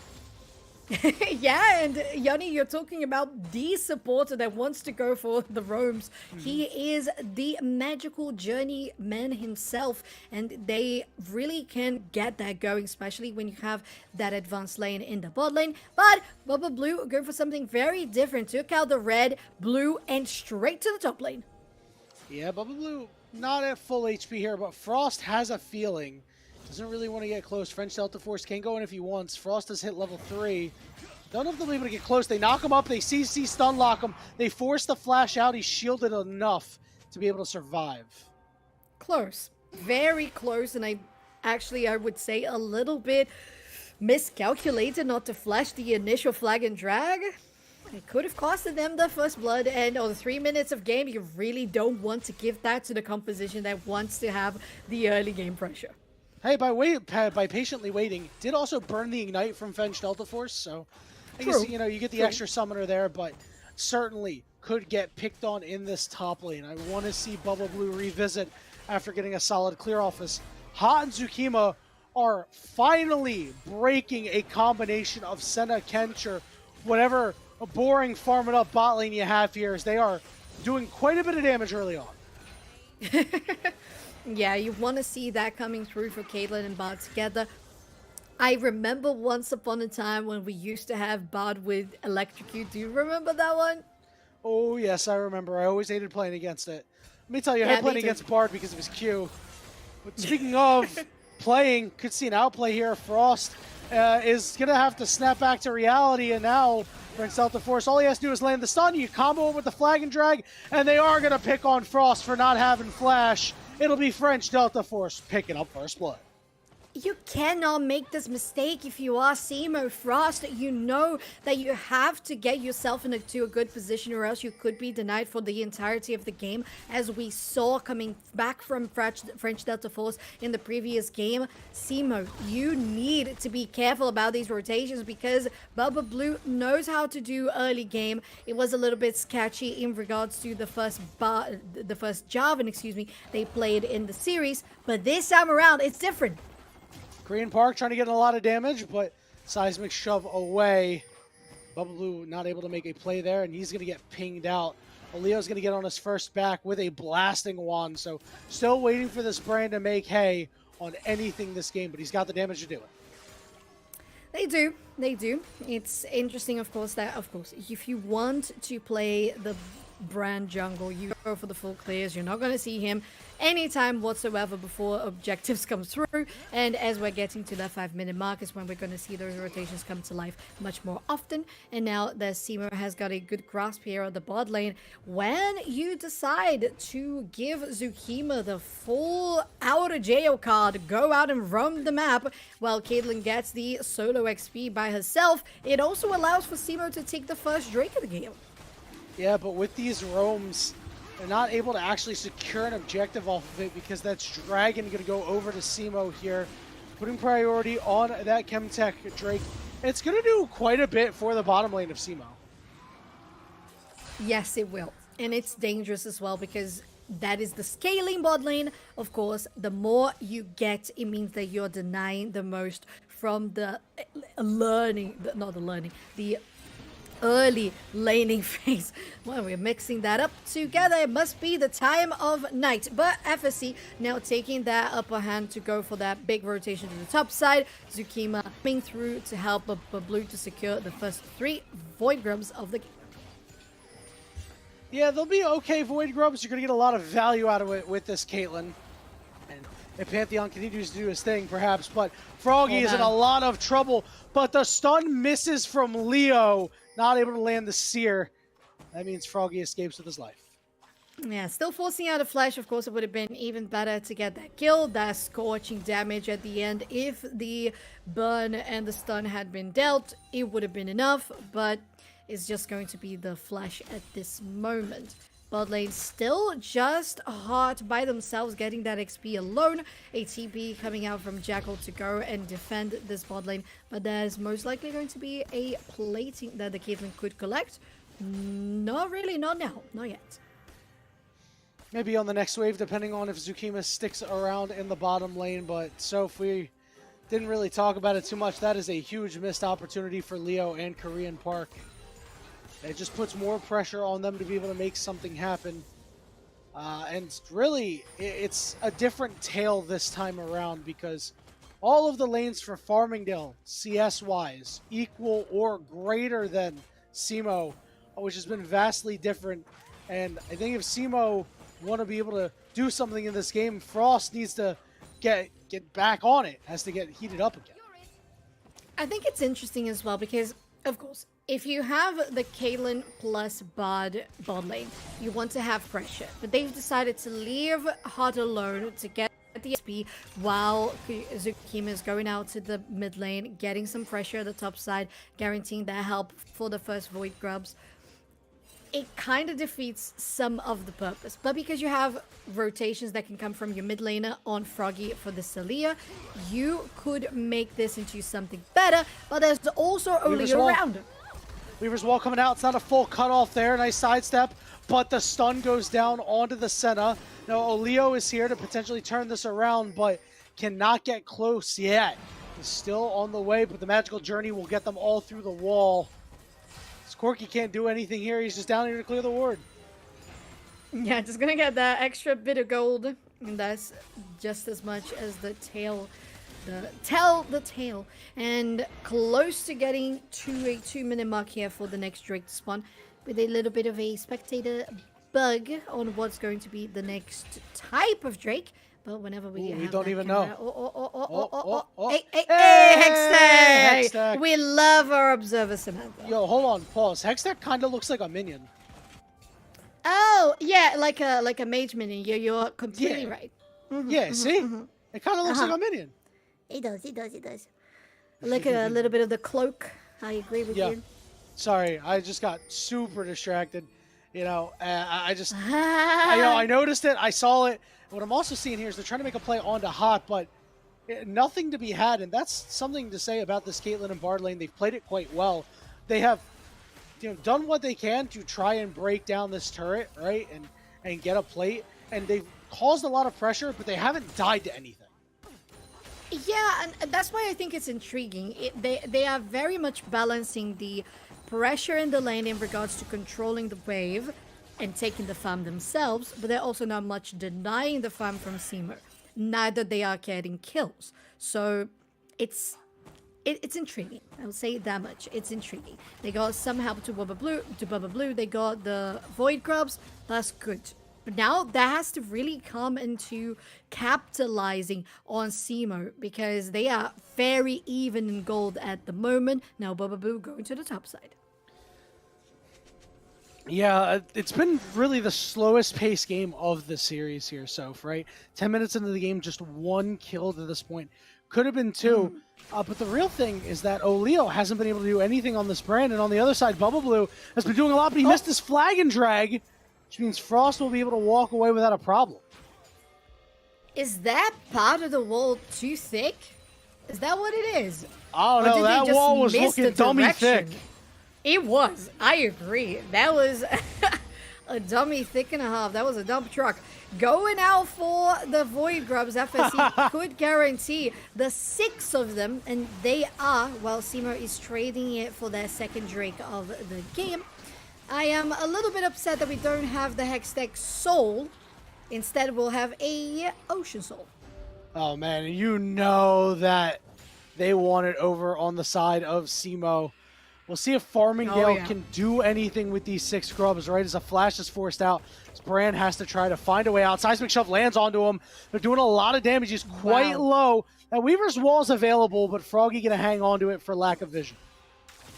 For sure. You don't want to overexpose yourself. You don't know exactly where the enemy team is.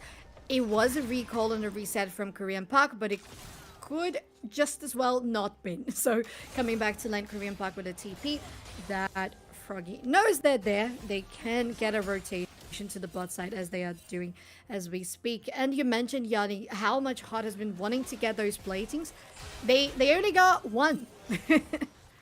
Yeah, it's just 1 plate, almost 2, but Hot could be in trouble, is not close to the magical journey, so Korean Park is going to take it and look to cut off Hot. Here comes Froggy in the area trying to stop anything more from happening, as Brand is going to be the one targeted. He's quite low. Hot doing what he can. The stones coming out, but not dealing enough damage. The shield is out, the flash after him, and Froggy's in a bad spot. Froggy goes down, Korean Park able to get that kill. It's going to be Hot who's targeted next by damn near everything. The shields are out, but the damage is there. It's a double kill for Korean Park as they make a play on Frost in the top lane.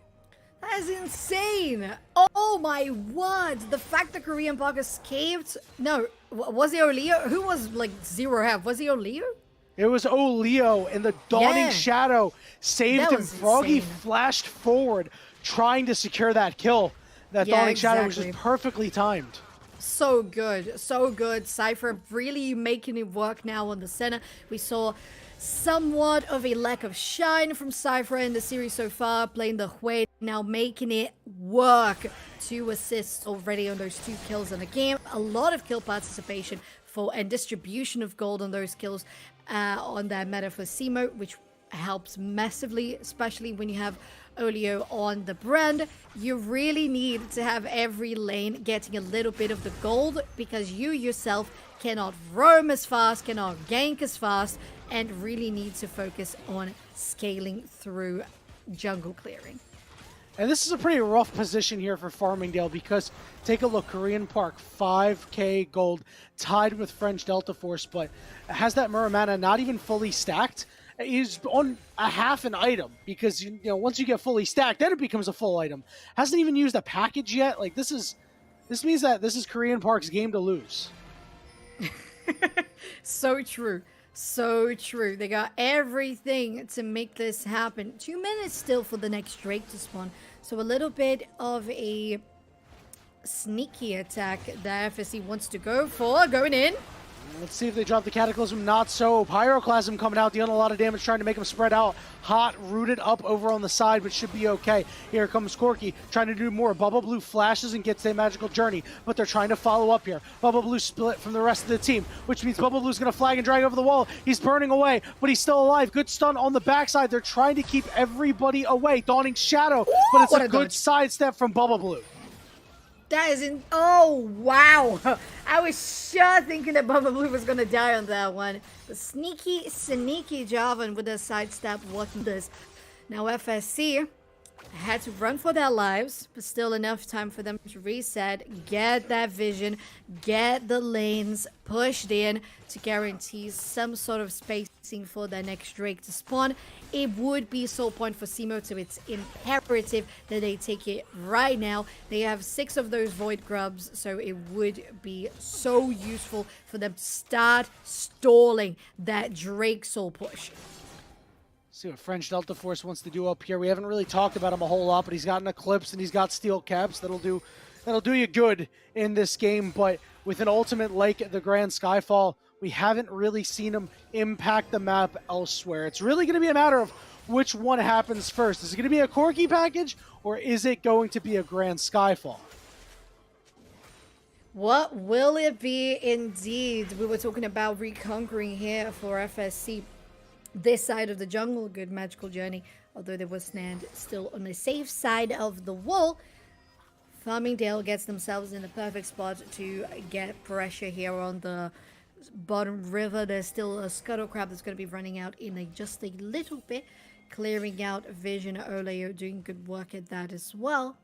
We'll see what's going to be the first engage. You have your Bard ultimate, and that is crucial for a team fight. Looks like Corky's back in to pick up package, but look who's on the wrong side of the wall. It's the center who burns away. French Delta Force is here. There's the Weaver's Wall as well to make sure that they can't find a way out. Jackal trying to get away, but they knock him back in. Teleport coming through. That's going to be Corky who's going to package out, just trying to split the gap and try to do damage from afar. Throwing those rockets away. They find a kill onto the Pantheon. Hot manages to survive. Just trading back and forth. It's just a 1-for-1 for right now. Senna has respawned and is on the way. Dragon's still alive. Quite a lot of action for 2 little deaths, and looking at that Bubba Blue in the bush, not gonna get spotted. Still remains the dragon there. hit him. There's no vision behind the. Oh my words! They were discovered. Oh Drake, why would you do him so dirty? Dragon playing for the other team. Meanwhile, because Frost has no teleport, he's just pushing on the other side. This Dragon resetting for Simo here means that it's going to allow Farmingdale at least time to get back on the map and set up. But it is going to be sole point for Simo here. That is massive. It really is, Yanni, and the fact that they weren't able to do that by having that pressure from Frost on the top side, you managed to clean out the wave and push out to the tower, getting FSE a little worried about what's going to be their focus, and because of that, and them, of course, running so low on health after that team fight with only 1-to-1 casualties, it's important that they are careful. But they cannot be too careful when you're already stacking on 2-3 drakes for the side of Simo. And now Korean Park didn't have to do a lot of damage in that fight. Meanwhile, look at the bottom lane. Hot takes out Jackal. That is pretty big as the Bard and the Caitlyn beat the Senna Kench. Oh, yeah. Yeah, they do. And they should have. I would say they should have. From the beginning of the game, I think they should have. We're still getting into the 20-minute mark, but it's going to be a huge fight for Herod in just a second. It's a 3v2 for right now. Bubba Blue going to engage, trying to get onto Korean Park, who's caught in the pit. He flashes over to the side. He's still alive. Dawning Shadow going to be able to claim the kill. French Delta Force going to be the next target. He at least trades out for one, but he's going to fall too. Froggy throwing rocks, but he's got to get away. Can't do much more as it's just kiting back and back and back as the Rift Herald goes over to Simo. Having technical issues. Oh, Bard ultimate going down. They're going to be able to target onto the Senna, who's taking a heck of a lot of damage, but is still alive. Finally goes down to Hot. Now Jackal trying to get away, but steps on a trap. He looked at the cupcake and he ate it. Tom Kench, the glutton of the river, will fall. And Farmingdale now looking to break down a turret. Turret falling here. Farmingdale, a very slight gold lead, but it's not that large. Okay, I'm back in the fray. Oh my word, Discord just playing tricks on me. But I'm back, Yanni. How have you been? Long time no see. You know what? I'm doing good. Did you see that fight? Give me your opinion of that Rift Herald fight. Ah, man, I was trying to fix my Discord. I apologize. Oh, can you give me a rundown instead? All right, so basically what happened was Farmingdale fought Farmingdale 2, Simo 3, Simo win fight, Simo take Rift Herald. Simple. Hey, okay. That is really, really good for them considering they're already stacking on so many of those objectives. To be fair, it's interesting how Herald just happened just now when it feels like this game has been going for ages. It's because of the lack of action, speaking of. Starting to get some teleport coming in, but I don't know what Frost is going to be able to do. Fate Sealed goes down. He's still alive for now. Bought enough time for Korean Park to show up, who picks up one and is looking for the Bard next. But the rockets are not landing, at least consistently. Bard will be able to magical journey all the way out, but Corky's in hot pursuit. He does get stunned. He's going to use his W to try to get close, but can't quite. Oh, this is so interesting. I never really thought about the fact that when you have, for example, Ocean Souls or Mountain Souls, wherever you go with Bard, you're going to have the longest magical journeys, and I've never really clocked it, but that sounds really fun. Exactly my point! Listen, the best part about Bard is the magical journey. That's it. It is. Bard's really It is. I love playing Bard. I love dropping ultimates on my teammates. And remember what I said in the pregame. Tsukima did do that before. He's been very judicious with his Bard ultimates in this game. Has really held them in the back pocket. Gotta be careful. Farmingdale, small gold lead, but 1 minute and 10 seconds. And they need to stop Simo from getting the soul. If they don't, so I worry that they're not going to have the damage to kill any of them. Sorry, I just really got distracted with how beautiful that skin is on Caitlyn. I agree. I wish she would stuff me in a locker. Right? Oh my word. Her and Vi just kick me out and take my lunch money, stuff like that. Please. It's look alright. at look at the hair. Look at the hair, mate.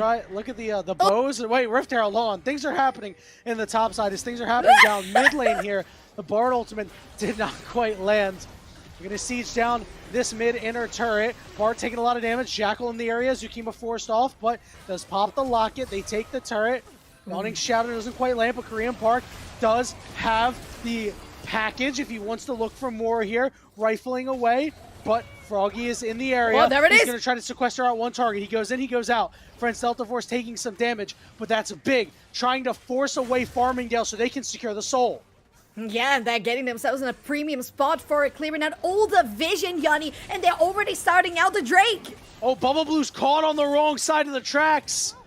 Ultimate coming out from the Caitlyn as Korean Park is stuck, running out of real estate, stunned, and he goes down. The Dragon is only at half HP. Farmingdale have a chance to take it back. Bubble Blue slides in. Nobody's got any idea, but the soul goes to Simo anyway. They're going to be able to blow up Frost. Jackal's going to be the next target, but he's real tanky. Oleo trying to get away. He does some damage, but he's healing up. Jackal is nigh unkillable at this point. They're throwing everything and the kitchen sink at him, but a great magical journey. They take out the Bard. Can they take out the Kench? He gets over the wall. He's healing up. But Hot is healing, trying to slow him down. But look at the sidestep, just wasting time for respawns. Farmingdale win the fight, but they might have lost the war with that soul going to Simo. Yeah, it's definitely dangerous at this point. They can take down this tier 2, but it's still a Drake soul that Simo guaranteed, a ocean one for their meta, as we are looking at the gold still striking into 3,000 ahead, or at least 2,000. Mathematics, you know how that goes late in the evening. Can't do cast math. There you go. Cast a math is better than cast a curse, or is it? I don't know. They're both equally as bad, let's be honest. I would say so, yeah. What a game this has turned out to be. A 3,000 gold lead for Farmingdale, but again, not quantified by that soul on the side of Simo. We have to see Leo do something. He's been far too quiet. 0, 2, and 4 is not what you want out of a brand jungle. To be fair, it kind of feels like they're always there, but they're never quite there to be getting the assist or getting the kill. But at least they have been managing to guarantee all of the Drakes so far, which I think is huge. They're trying to go into Froggy. What a seismic shove! But Froggy still in a lot of trouble. Has no summoners left, but is shielded. And now Oleo on the other side takes a shot to the face, but now he's in a bunch of trouble. Pyroclasm going down. He's still alive for right now, but he does get lanced and goes down. Bard ultimate not quite landing. Korean Park trying to get away. He's forced to flash. Can Simo turn the fight? It's a 5v4. Jackal is going to be a hard target to take down. Getting close and very interested in around the Baron Pit area. Looking at Bubble Blue on the Fog of War, but Simo has to clear out all the vision to reconquer the river. And look at the damage coming out from Korean Park here. He's got a big one lined up right now. Malignance, as you know, on Corky does a heck of a lot of damage. And it looks like Farmingdale forced to back off. All right, some breathing room even for the both of us, because I was holding my breath on that one. I was worried things could turn around on a dime. One team having upper hand in fights, Farmingdale winning those encounters, while you have Simo guaranteeing all of the objectives, 4 of those with their Ocean Soul. And most of the gold sitting in the pockets of French Delta Force for Farmingdale. But all of the players on the blue team are on a positive KDA, which means a lot considering how much action we've seen in the previous rounds of this series. This is a completely different game.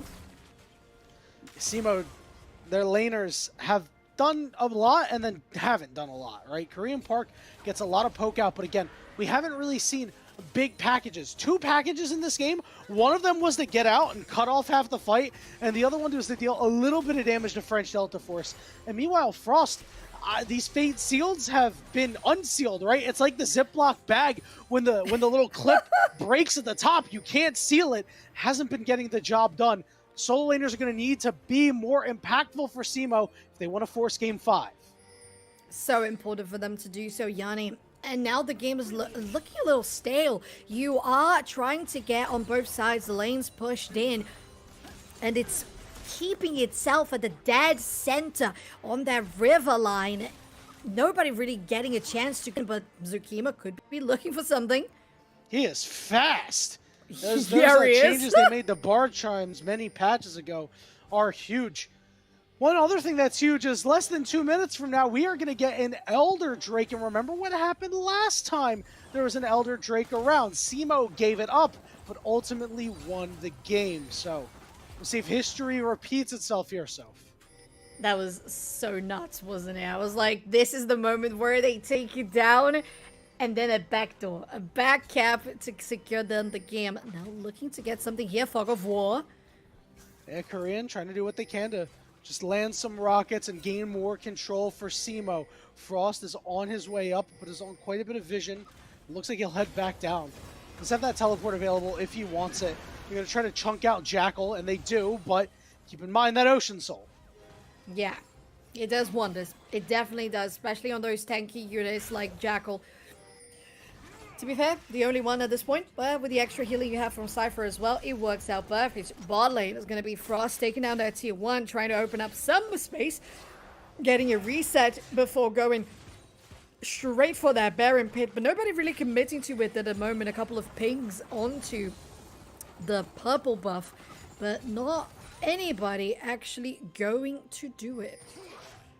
What I'm interested to see is what are they going to do with Frost here? He's almost on Infinity Edge. It's only 625 gold, maybe 45, I think 25 to complete it when you have all of the components. So I wonder if they're going to just have him try to farm up and teleport into a fight around this Elder Drake, right? He needs to get close.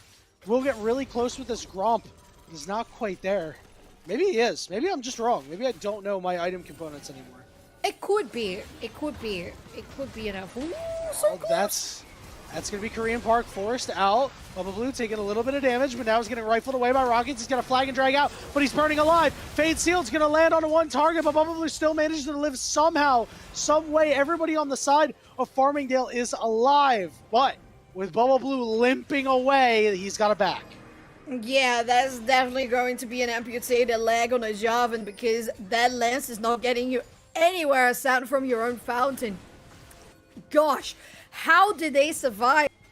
Is it going to be enough? SEMO can deal damage here onto the Elder Drake. Now just waiting for Bubba Blue to come back into the scene and maybe be able to do something. The miraculous steal. All into the bush they go.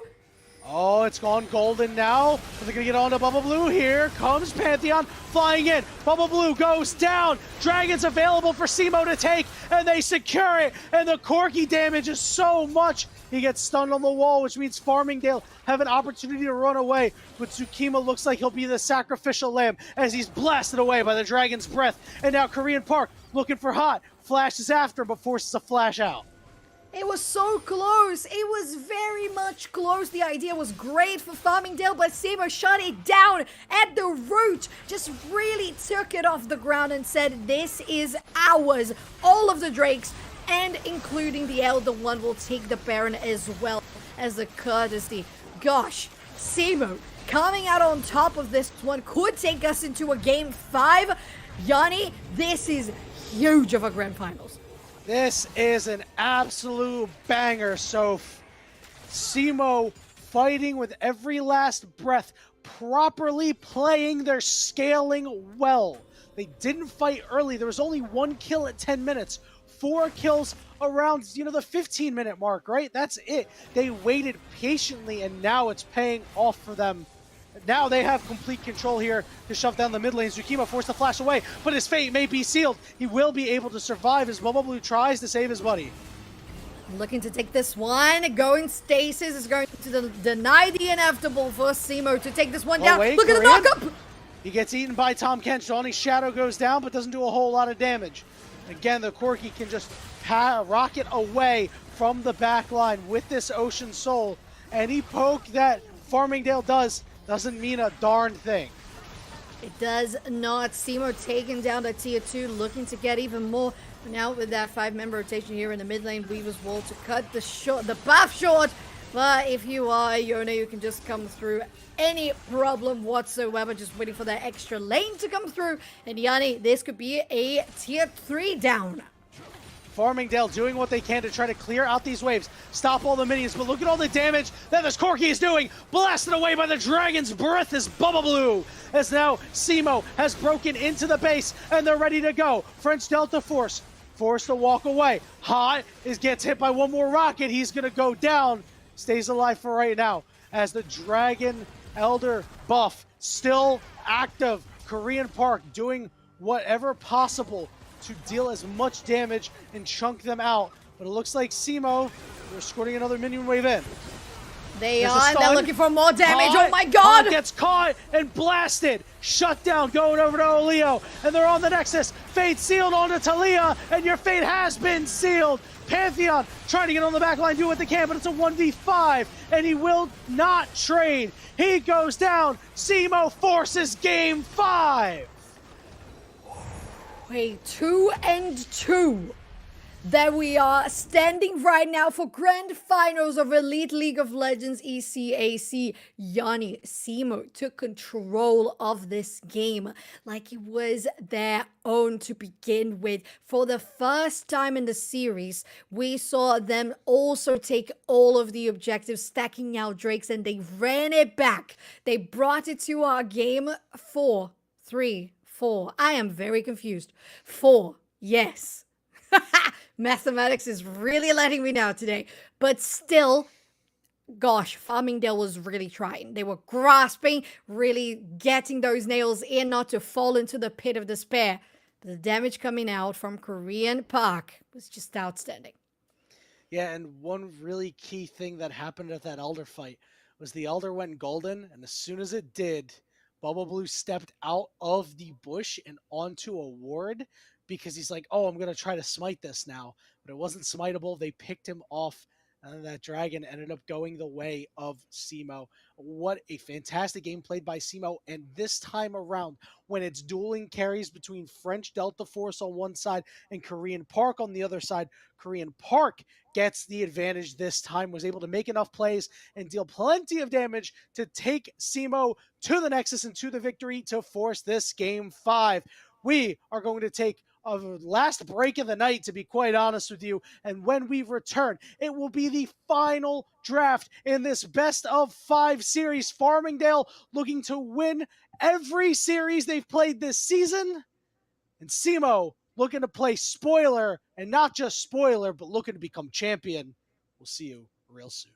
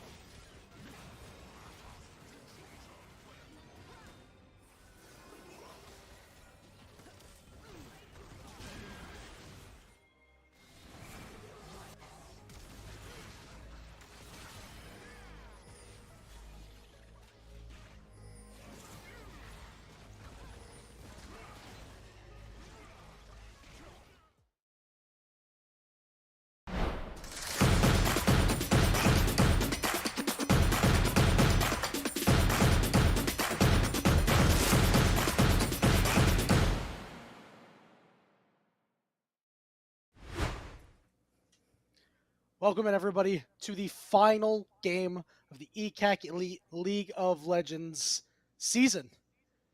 It has been a wild series. Farmingdale coming in with a perfect season, not dropping a game, and they lost game 1. It was a shock. But they came back in the next 2 games and got the job done and reminded us why. They were the team that was expected to win it all, but SEMO shocking them back, winning game 4. Handily, I might say. Well, Farmingdale had the kills. SEMO got damn near everything else. Soph, there's only one thing left to do, and it's to go into the draft for this final game. Yes, it is. A couple of things that we saw previously that was similar, games 1 and 2, 3 and 4, but now this time around it could be completely out of the box, or it could be just back to the essentials, back to the fundamentals for both of these teams. One thing that I don't expect to change is the Evelyn ban for SEMO for Bubba Blue, but we love to see things different, like we saw Talon for Korean Park. We saw different things as well, like the Corki for Korean Park that worked out really well. But most importantly, having French on a bruiser, someone that can do damage and shut down Frost, that was really the key for Farmingdale to bring it back those 2 games in a row. But SEMO brought it back with a composition of millions with that Corki pick, dealing so much damage at the end of the game. It did so much. I mean, it was a crazy series so far, and it's been a crazy mid lane matchup because it feels like Froggy and Korean Park have been the epicenter of this cacophony of chaos that we are witnessing here this evening. And Korean Park has willed his team to victory on a few occasions, and he's just got to do it one more time. On the other side, Farmingdale, I mean, we need Bubble Blue to go back to Bubble Blue of game 3 if they want to win, because that Viego game was tight. Soph, here we are. You're expecting that Evelyn to get banned away, and oh my god, they banned away the Evelyn. What a shock. I would not have expected. This is my surprised face.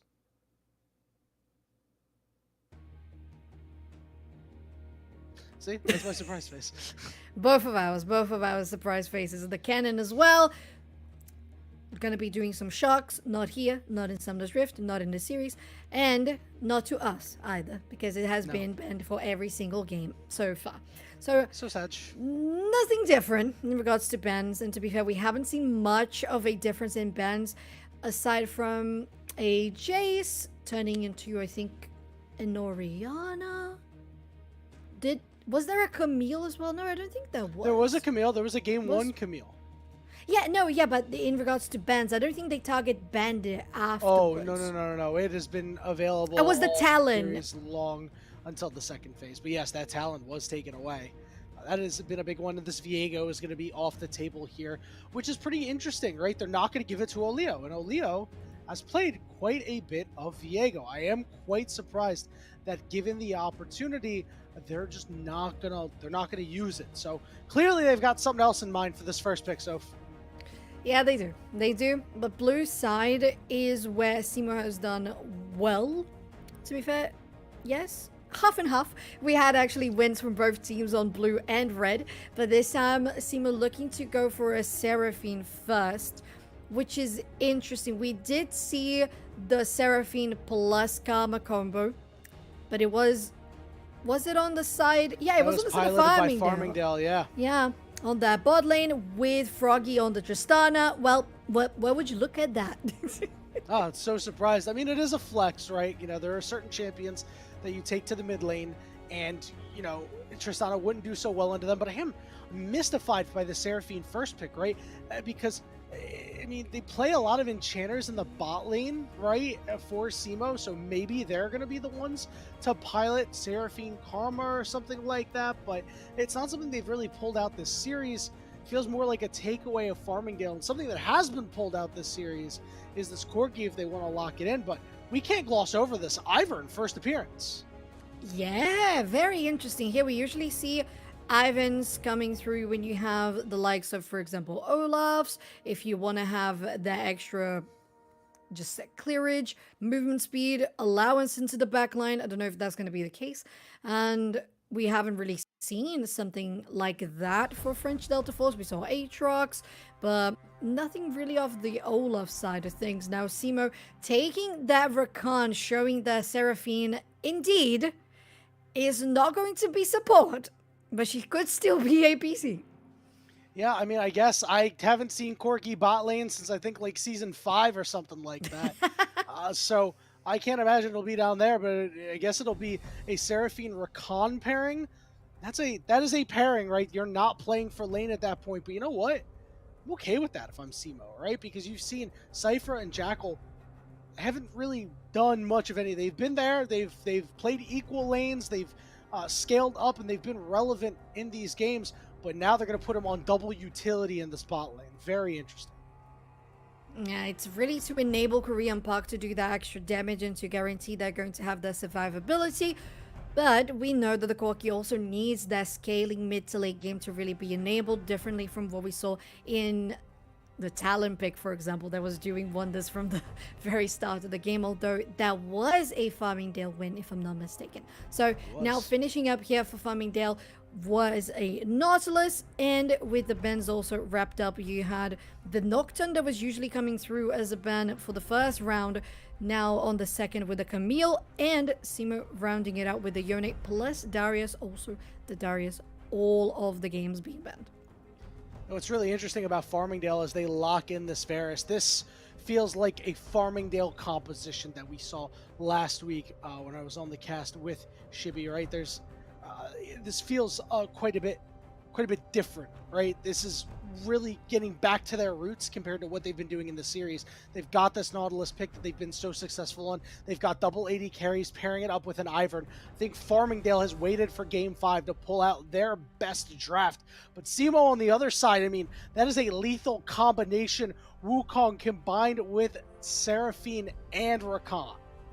Yeah, it works out really well. You have that Wombo combo you like to see, especially with Frost on their Aatrox that we saw performed really well in the series so far.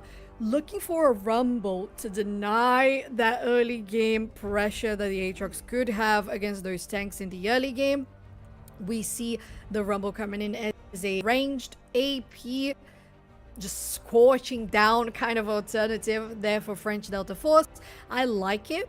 I will say so far, my preferred options for French Delta Force have been more of these duelist just champions that can really be power on power and don't just give in the lane like the Zac was, just more of an enabler and engager for the rest of the squad. So I appreciate this choice, as of course this is the final moment of the grand finals, the only one that can decide who is going to be the champion of Elite League of Legends ECAC. Yeah, I mean, this is such a... I love Rumble as a pick conceptually, right? It's going to be really hard to make it work with this team. You're going to have to land a Chains of Corruption onto multiple people and then drop the Equalizer on top of people. Or you're going to have to land multiple knockups with the Nautilus Depth Charge and then drop that Equalizer on multiple people. Otherwise, it's more of a disengaged tool. So it feels like it didn't wrap up the combination so well. It's like when you get a gift from somebody and they give you a really good gift, but they suck at wrapping. It's exactly what I feel like this Farmingdale composition is.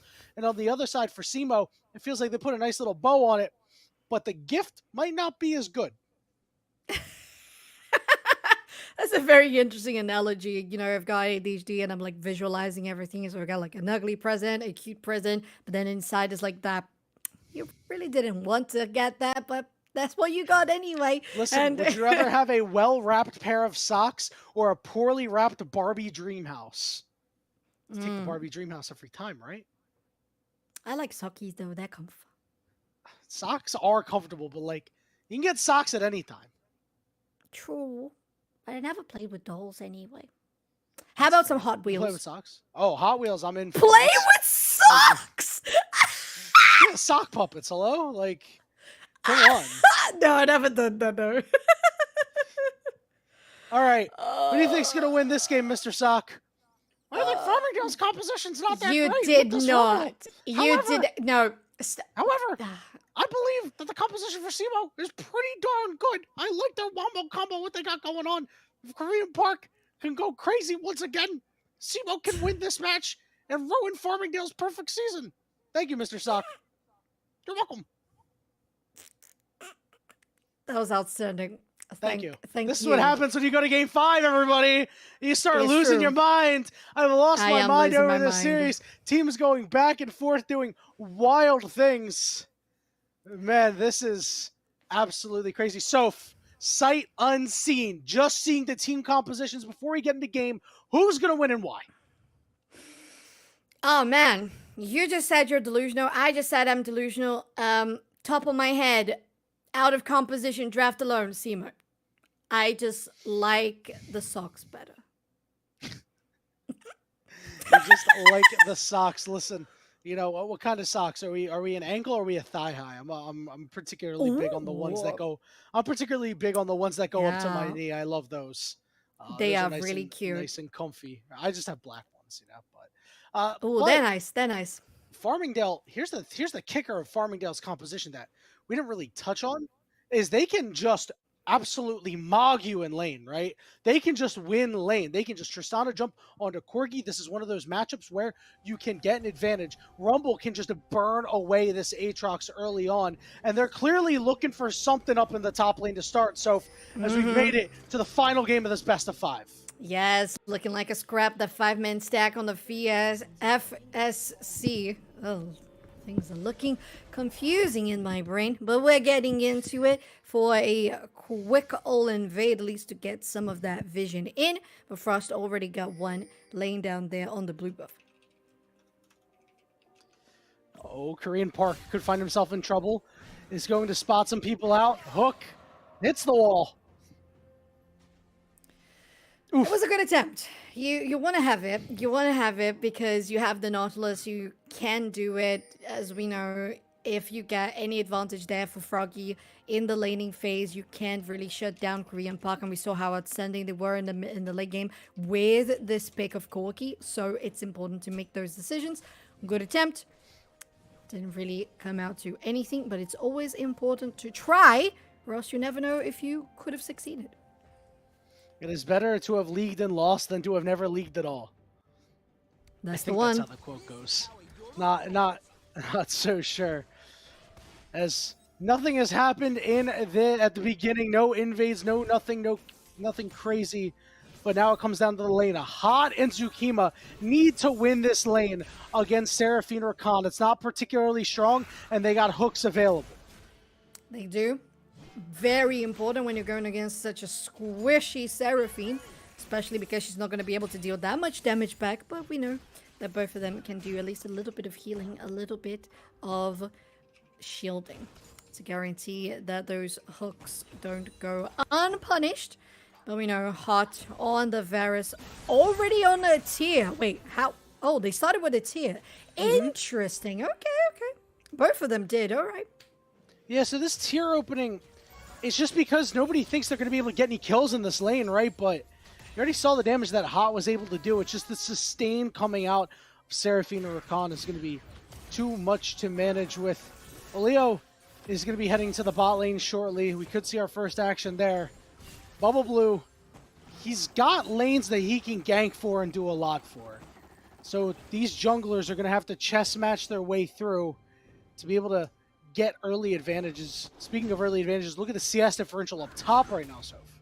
Woof! And that's what we mentioned the range can do for a Rumble against an Aatrox. You're going to get punished and you're going to get scorched to a nice crisp.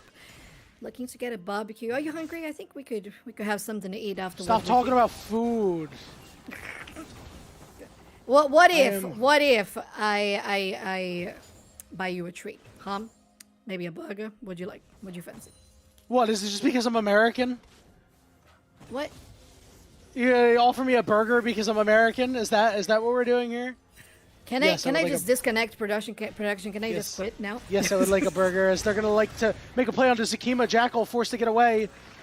And Oleo in the area, preventing a death in the bot lane. I personally am from South America, so that could mean slightly American. But I would like a burger as well. Yeah, I would too. What would you put on your burger? Ooh, bacon, for sure. Some mayonnaise. Oh, yeah. Big fan of the mayonnaise on a burger. Same. Ooh, you know what's really good? Some crispy onions. Oh, yeah. See, I'm a good fan of the. See, I can do both. I can do the fried onion, but also like the unfried onion that's got that crunch.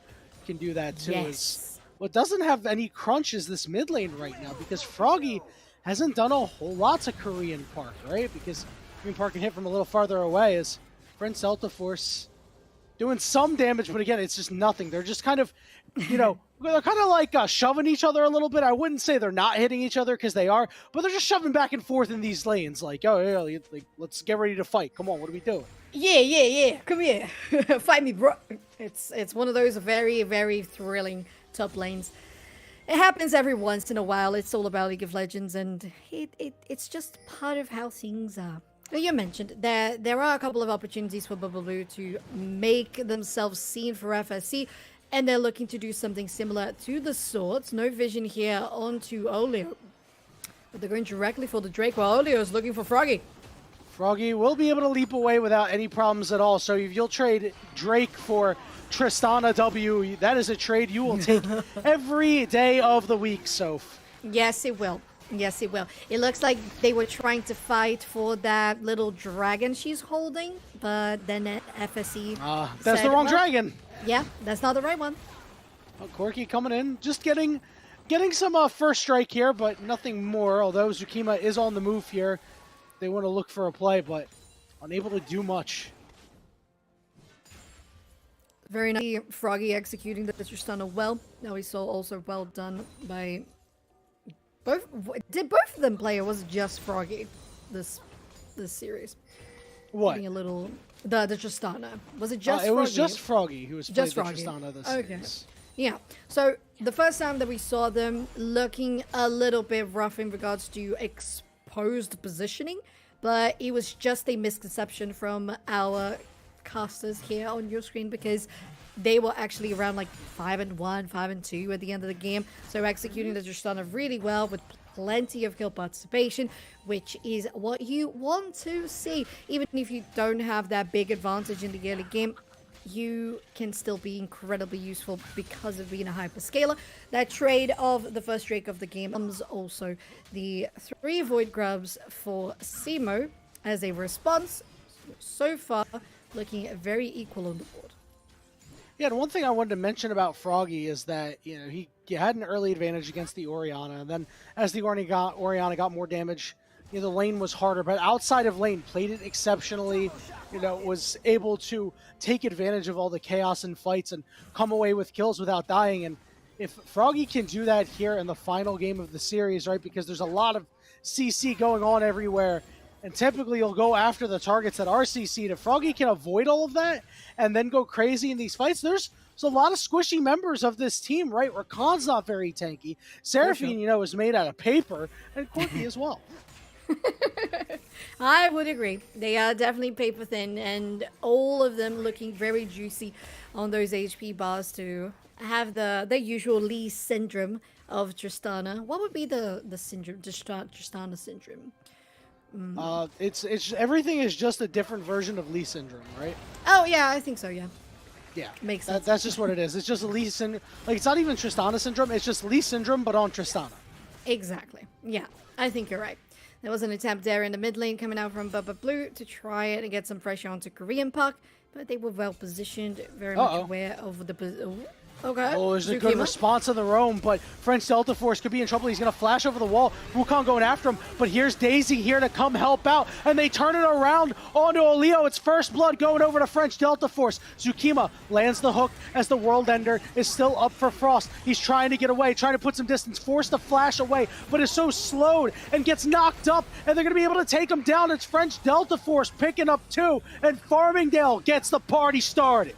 And they're looking to get many platings here as well. I thought even Froggy was going to go over the wall to guarantee those. But it's also important that French Delta Force gets them by themselves. They are going to disengage knowing that full well that TP was going to come through.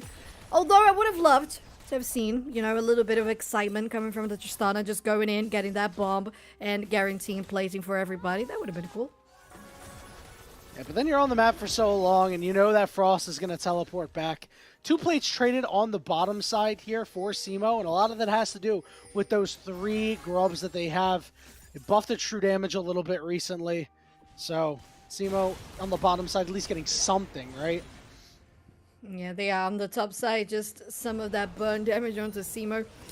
Frost is, of course, going to be on a very tough spot when now 2 kills lay on the hands of French Delta Force as they are checking them out into the enemy jungle. But of course, we gotta talk about the fact that after all engages, junglers have to go into their areas and just clean out their camps to potentially guarantee the next objective.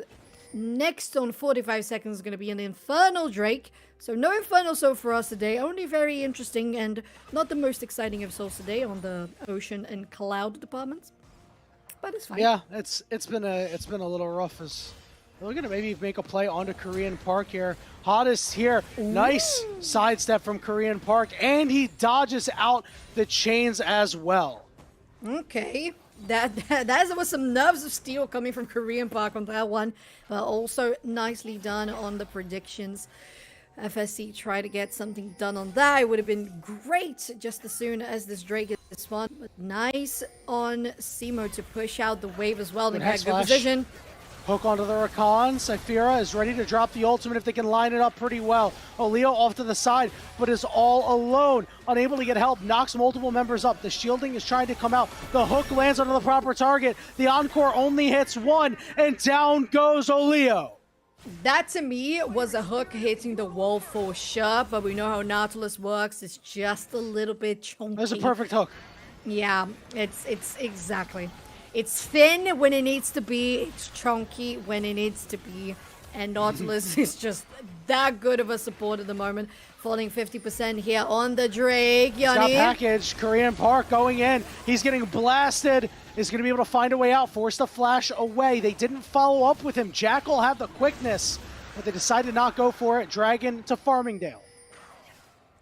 All right, so a good upper hand here, getting themselves slightly on the 1,000 gold ahead, but most importantly, stacking on the Drakes and kills laying on the hands of very important people such as French Delta, and some assists as well coming through for Bubble Blue. Whenever we have them coming through for the Void Grubs in just a moment, this is going to be very necessary for FSC, because if they can deny all 3 of them, then none of the teams get that extra bit of benefits from the Void Grubs. And as you said, with the amount of true damage that the Void Touch is doing at the moment, it really helps out. And in the hands of a Tristana, we know how she melts towers. That could be dangerous. Could be, certainly actually would be, right? The Tower Taker of Terror, known as Tristana. And it really feels like SEMO is just not on the same page in some of these fights early on. They're going to need to rally it back together as Frost is cut off, as the Grubs have been started. Clone gets hooked. Korean Park going to be targeted by Daisy.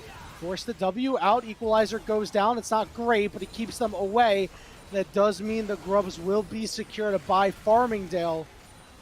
1 Grub down, 2 Grubs down, and Oleo realizes he cannot go for the 3rd. Yeah, you gotta be careful, especially when Zukima is really looking to get any opportunity to hook. Even potentially could get something here. The Tristana over the wall just to steal out the blue buff. They could try to get this one, but no ward, no vision for them to actually get that vision onto the buff and steal it away. Good, Froggy doesn't have the buff. Done. Oh yeah. Oh yeah. Oh no. Go pick it up, Froggy. What? Is this a spectator bug or something? Froggy was in it the entire time too. Yeah, that is weird. It must be. Ooh. Oh, hook going down. Follow it up with a knock up. Korean Park though, ever the cool hand Larry, able to just W out. Yeah, and to be fair, that's the only thing they can do. They don't have flash, so it's the only tool you have available to you.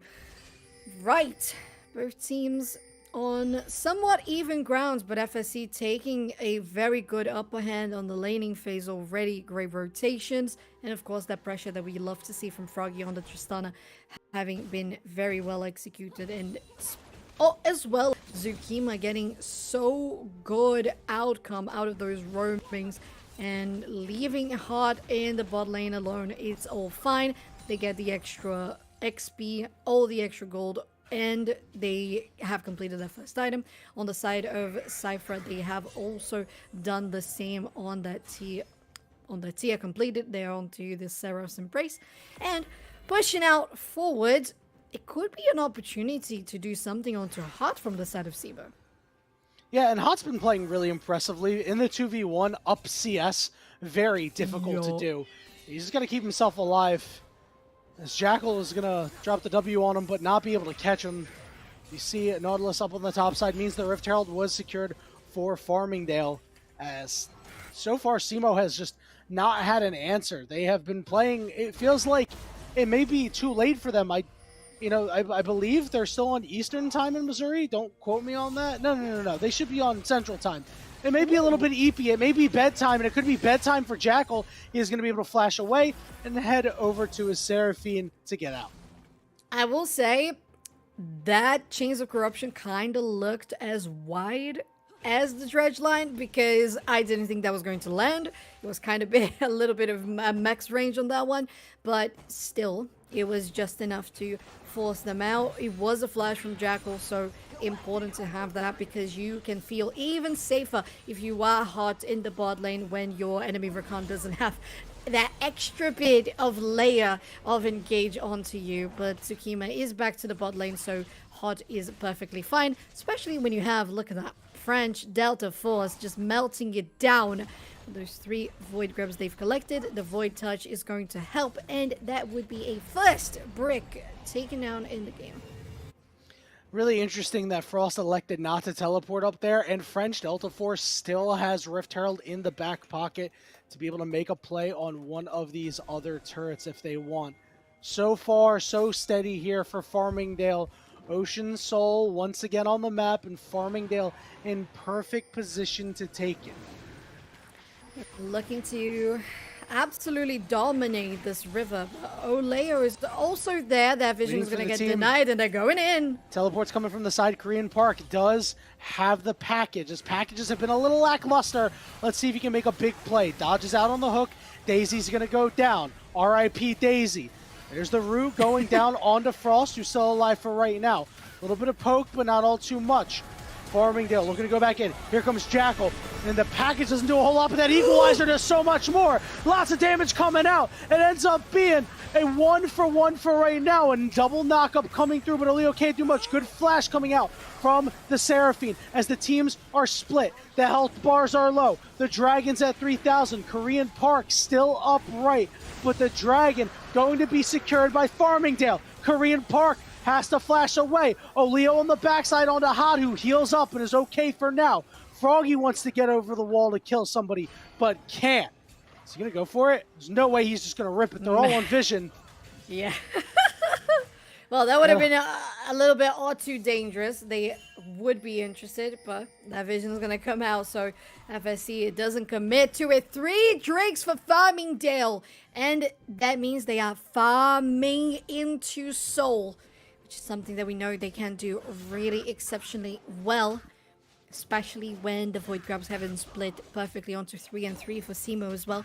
You are not in that big of a danger coming out for maybe Frost going and split push. We saw them do that as the Aatrox, and very well at that. Korean Park also would benefit from it in those rotations, but so far lacking some damage on the side of Korean Park that has always been so powerful in regards to participating in team fights. But Farmingdale now on 3,000, no, just shy of 2,000 gold ahead, actually denying them so. Jackal rooted up. They're going to turn on to him. He's going to be able to find a way out. He gets hooked back in, but a nice dodge with his W. Forces a teleport out from Corky here. But Farmingdale doing what they can to burn these summoners. I'm going to point out now, looking at that, it wasn't a package, so just the regular W there coming out from Korean Park. The package that we actually saw in the fight, close, wide, TP on the bot lane, but Justin is definitely going to commit to this just for a little bit longer while the Seraphine clears out the bot lane wave. My point being, I didn't think that was one of the best packages ever, and the equalizer back coming from French Delta Force was huge. Yeah, it feels like Korean Park has used these equalizers for zone control instead of using them for pure damage. I mean, you are one of the premier damage dealers on your team. I know you're not there at this point in the game, but you have to do something. You can't just seed the dragon like that. And now SEMO, they're going to be forced to do so in 2 minutes and 40 seconds. The problem is, they're still down in gold, but they're not showing any signs of being able to reclaim any gold on this map through these turrets. Especially because, as you were mentioning, Siege. Oh, where is it? Oh, okay. I was just about to talk about that. I was just thinking about that. I was like, wait, man. this Rift Herald's available. Yeah, like they had Herald, right. and I look Top at it and I was laner. like, wait. Oh, Top okay. laner in the car. The He drift. takes the turn well. Let's He's go. looking pretty good here. Bam! And Twitch chat shows up to the party. Will they go in for round 2? Rumble. Let's see if he can park this one. Parallel park it right into the turret. Taking it down to half. Get some more grubbies out. Well done. Let's see, hold on. Gonna look for a little bit more. Jackal getting into the thick of things, but gets rooted up. Takes a lot of damage. Equalizer splits the fight. Jackal goes down. Off to the side is Oleo, but the health bars are looking good for Farmingdale as Froggy wants more, but won't get more. Yeah, that's Farmingdale managing to give us our dreams. Maybe the Barbie dream house comes in the form of the Herald hitting twice and charging into the tier 2, getting into 50% HP. I know you asked for it earlier. Maybe Farmingdale is your Santa Claus. Why are we driving the Rift Herald into the Barbie dream house? Why are we crashing into the Barbie dream house? The French Herald Delta Force. is the Barbie dream house. Analogy, Yes, why is it being man. driven into... Wait, why are we throwing the Barbie dream house somewhere? I don't know. All I know is that Baron is down to 5,000 HP, and Wukong nowhere to be found, and has been engaged on by French Delta Force. French Delta Force looking to take him down, but he falls himself, but they pulled off the Baron. So if they pulled off the Baron, and now Bubble Blue's in a little bit of trouble, so is Froggy forced to flash away. Oh, Farmingdale.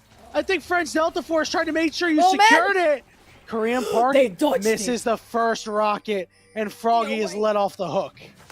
Oh, that was so close, and it was a charged rocket as well.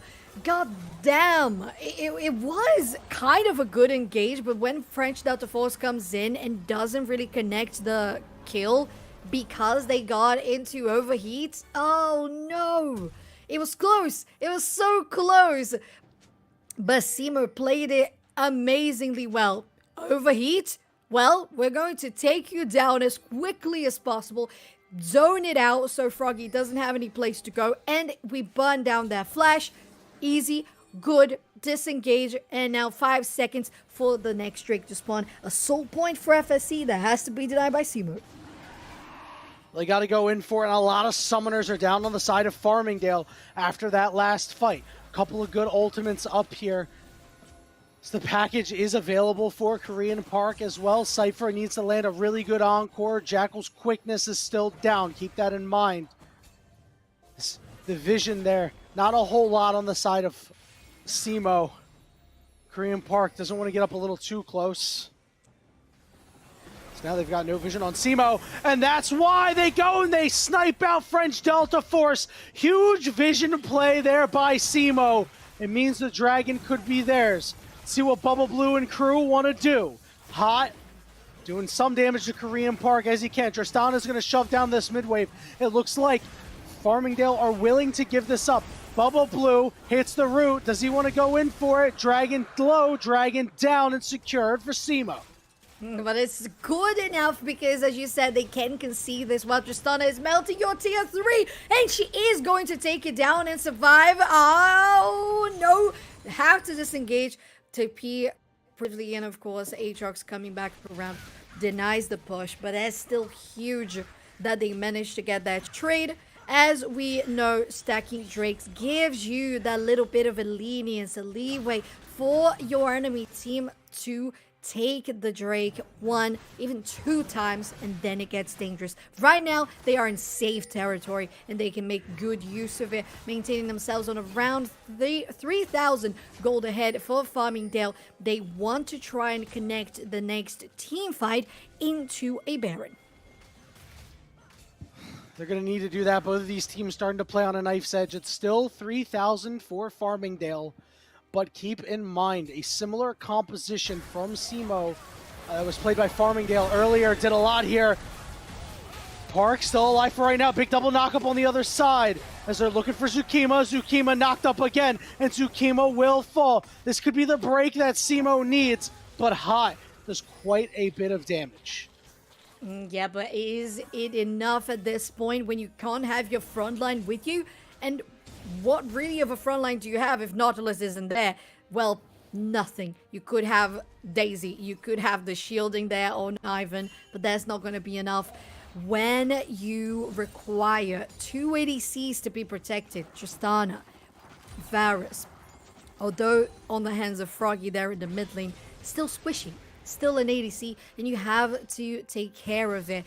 Farmingdale falling into a difficult position where they require the equalizer from French Delta Force, but at the same time cannot commit too much of going ahead when you have Frost, Olio going out to your backline, Encore's hitting, and packages as well, with Grand Entrance coming out from Jackal as the Rakan. So very difficult to manage.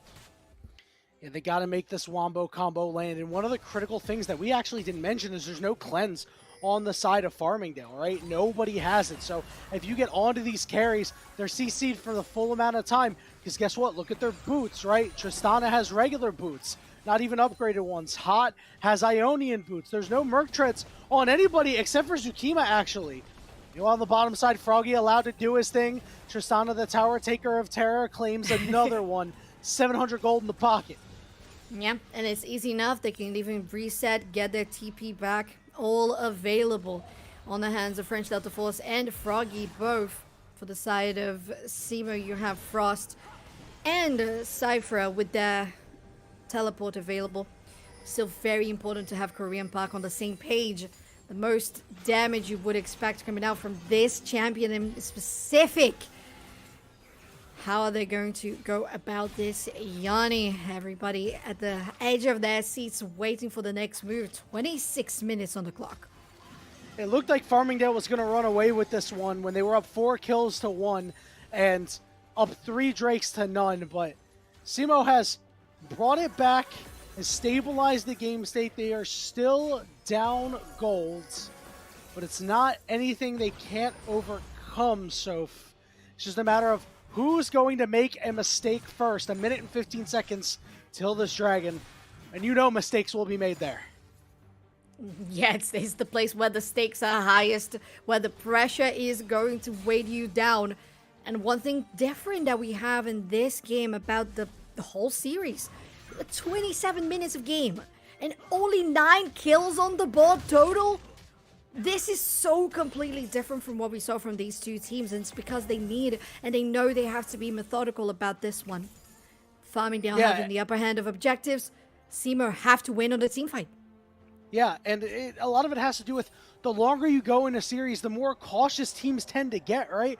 Because they're like, well, you know, game 5, any small mistake could mean the end of your hopes at winning the championship and lifting the trophy. Korean Park doing whatever poke that they can as they're trying to clear out some wards. SEMO does have control of the river. Korean Park does not have a package up right now. That could actually be a saving grace because, as we mentioned, his packages have been a little lacking at times. Froggy off to the side. Trying to do anything. Frost is sitting in the pit right now. Looks like Corky's going to take a back here. Does have teleport available. That package is up and ready for pickup, so it's going to be a big thing to watch out for. So you're going to need a key package out of Korean Park. Hook lands, trying to do a lot of damage. Good equalizer goes down as they burst out Olio. Korean Park splits the team apart, but there's no follow-up, and he's going to get knocked up all on the other side. Jackal gets hooked. Jackal goes in. Encore only hits 2, but Jackal falls next, and now it's Frost, who is still alive for right now, trying to put some distance away. But he goes in, and he gets blasted out. The health bar still looking good for the side of Farmingdale. Froggy flashes forward. Frost gets away, but the soul goes to Farmingdale. Not the most exciting of souls. Wait, what? Where did they? Look at that corgi butt. Oh, Touchdown. Frost! Oh! And Frost gets melted by the heat of the flames of French Delta Force, by the heat of the moment here in the ECAC League Finals. Elite is looking mighty elite to me, Yanni. Farmingdale with all of the Drakes guaranteed their Ocean Soul. Looking to get next into the Baron Pit and extend their lead. Now currently sitting on 4,000. So slowly growing. 2, 3, 4. Nothing that has been effectively slowed down the gold accumulation from the side of Farmingdale, but still, it feels like SEMO have a good stage in the team fights should they play it right. But the problem is, equalizers like that coming from French Delta Force, it just really wrecks out your composition. And the worst part is that Korean Park had a really good package there. Split the team apart, did quite a bit of damage. And if Olio was alive for that, that Cyclone would have went crazy. But they just weren't able to line up their CC. SEMO needs to make that Wombo combo happen. They still have a chance, but they don't have any heal cut for this Ocean Soul. Yeah, that means Farmingdale are sitting in a very comfortable spot in this late game. Bot lane though. World Ender. All right. Frost is giving it to him. But Frost is getting got in a second here. Yeah, they are, and World Ender is going to be missed on a Baron team fight. Oh, getting flanked. They're going to try to make a play onto Frost here. Look at Bubble Blue and Tsukima playing the long way here. Frost, I think he has an idea that they're all here, and now he knows for sure he's in a lot of trouble. He's going to have to try to walk toward the Rumble. He gets knocked up, and he is going to get taken down. Hot is able to close out on that kill. And SEMO, that means they're going to rip the Baron. Nobody from Farmingdale is around. Where are they going to go, Soph? Base race. That is a base race. Tristana wants to go win. And look at SEMO having to disengage. There we go. It's TP's back for SEMO to defend that base. They had to pull off the Baron. They didn't have enough damage. That's what happens when you got a Seraphine in the composition. Teleport onto Daisy. Jackal trying to go in, but he gets rooted up. Encore only lands onto 2. Jackal falls. Cyclone out. There's the equalizer. Forces members to the side. Korean Park trying to throw rockets, trying to do what he can. He's still full HP. Olio with a bomb on him. Still alive. Korean Park trying to clear these waves. 5 seconds for Aatrox. He's got World Ender, but there aren't any ultimates to stop the onslaught of Farmingdale. Hook goes down. Down goes Korean Park. They are able to trade. Aatrox trying to do what he can. Frost trying to sustain, but he gets blown up. And the Wukong, no, the Seraphine is the next target, and she falls too. Double kill for Froggy. Triple kill for Froggy. That is it. Farmingdale may have lost their perfect season, but they win every damn match they played, and they win it all here in the ECAC Elite League. They are your champions. Farmingdale taking the crown from SEMO at the very last moment. A game 5 was what it took for both of these teams to finally wrap up who was going to be the victor of ECAC Elite on this first split of 2024. Oh my god, Froggy on the Tristana really knows what they're doing. Absolutely. Great series out of Froggy. Key victories on that Tristana, as you mentioned. Didn't get the job done that great in lane, but that's fine because their map play was perfect. And guess how many times they died on Tristana over their 2 games? Just once. Their Tristana was sparkling. Big reason why their team won the series. And overall, Farmingdale looked really, really good in that game 5. SEMO, they had a great showing in the series, but before they left for this trip, they didn't top off their tank, and they ran out of gas near the end. It's difficult. It's one of those things that gets more and more difficult in playoffs when you get into best of 3s, best of 5s, best of 5 as in your grand finals. And it finally came into Farmingdale taking advantage of those little bits of mistakes here and there. Sometimes the lack of damage that we saw from SEMO in this composition because of the Seraphine, and maybe even wanting to have more of an ADC power like a Tristana that could benefit fairly much from the Seraphine plus Rakan together, but that was not the case. Farmingdale ran it down after a very long, close game. So very well fought by Seymour, but FSC, you take the crown and you are the champions of Elite League of Legends. Well, we still have more esports you next week. Why don't you tell us about it, Yanni? Yep, on Monday, it's the final regular season broadcast, 8 p.m. Eastern Time, ECAC Super Smash Bros. Ultimate, the Super Elite Finals between Fisher College Northeast and Fisher College East. That'll be with Beautiful Crow, my guy, and Kilamiles. You're not going to want to miss that one. But it has been a long, long night filled with fantastic and really fun League of Legends to watch. Kudos to both teams for what they showed today. Congratulations for Farmingdale for taking the trophy. That'll do it for us here tonight on Esports U. For myself, my co-caster Soph, Leighton, and Samantha Price behind the glass, pushing the buttons. Thank you all so much for being here with us tonight. And we hope to see you on Monday for Super Smash Bros. Ultimate Action.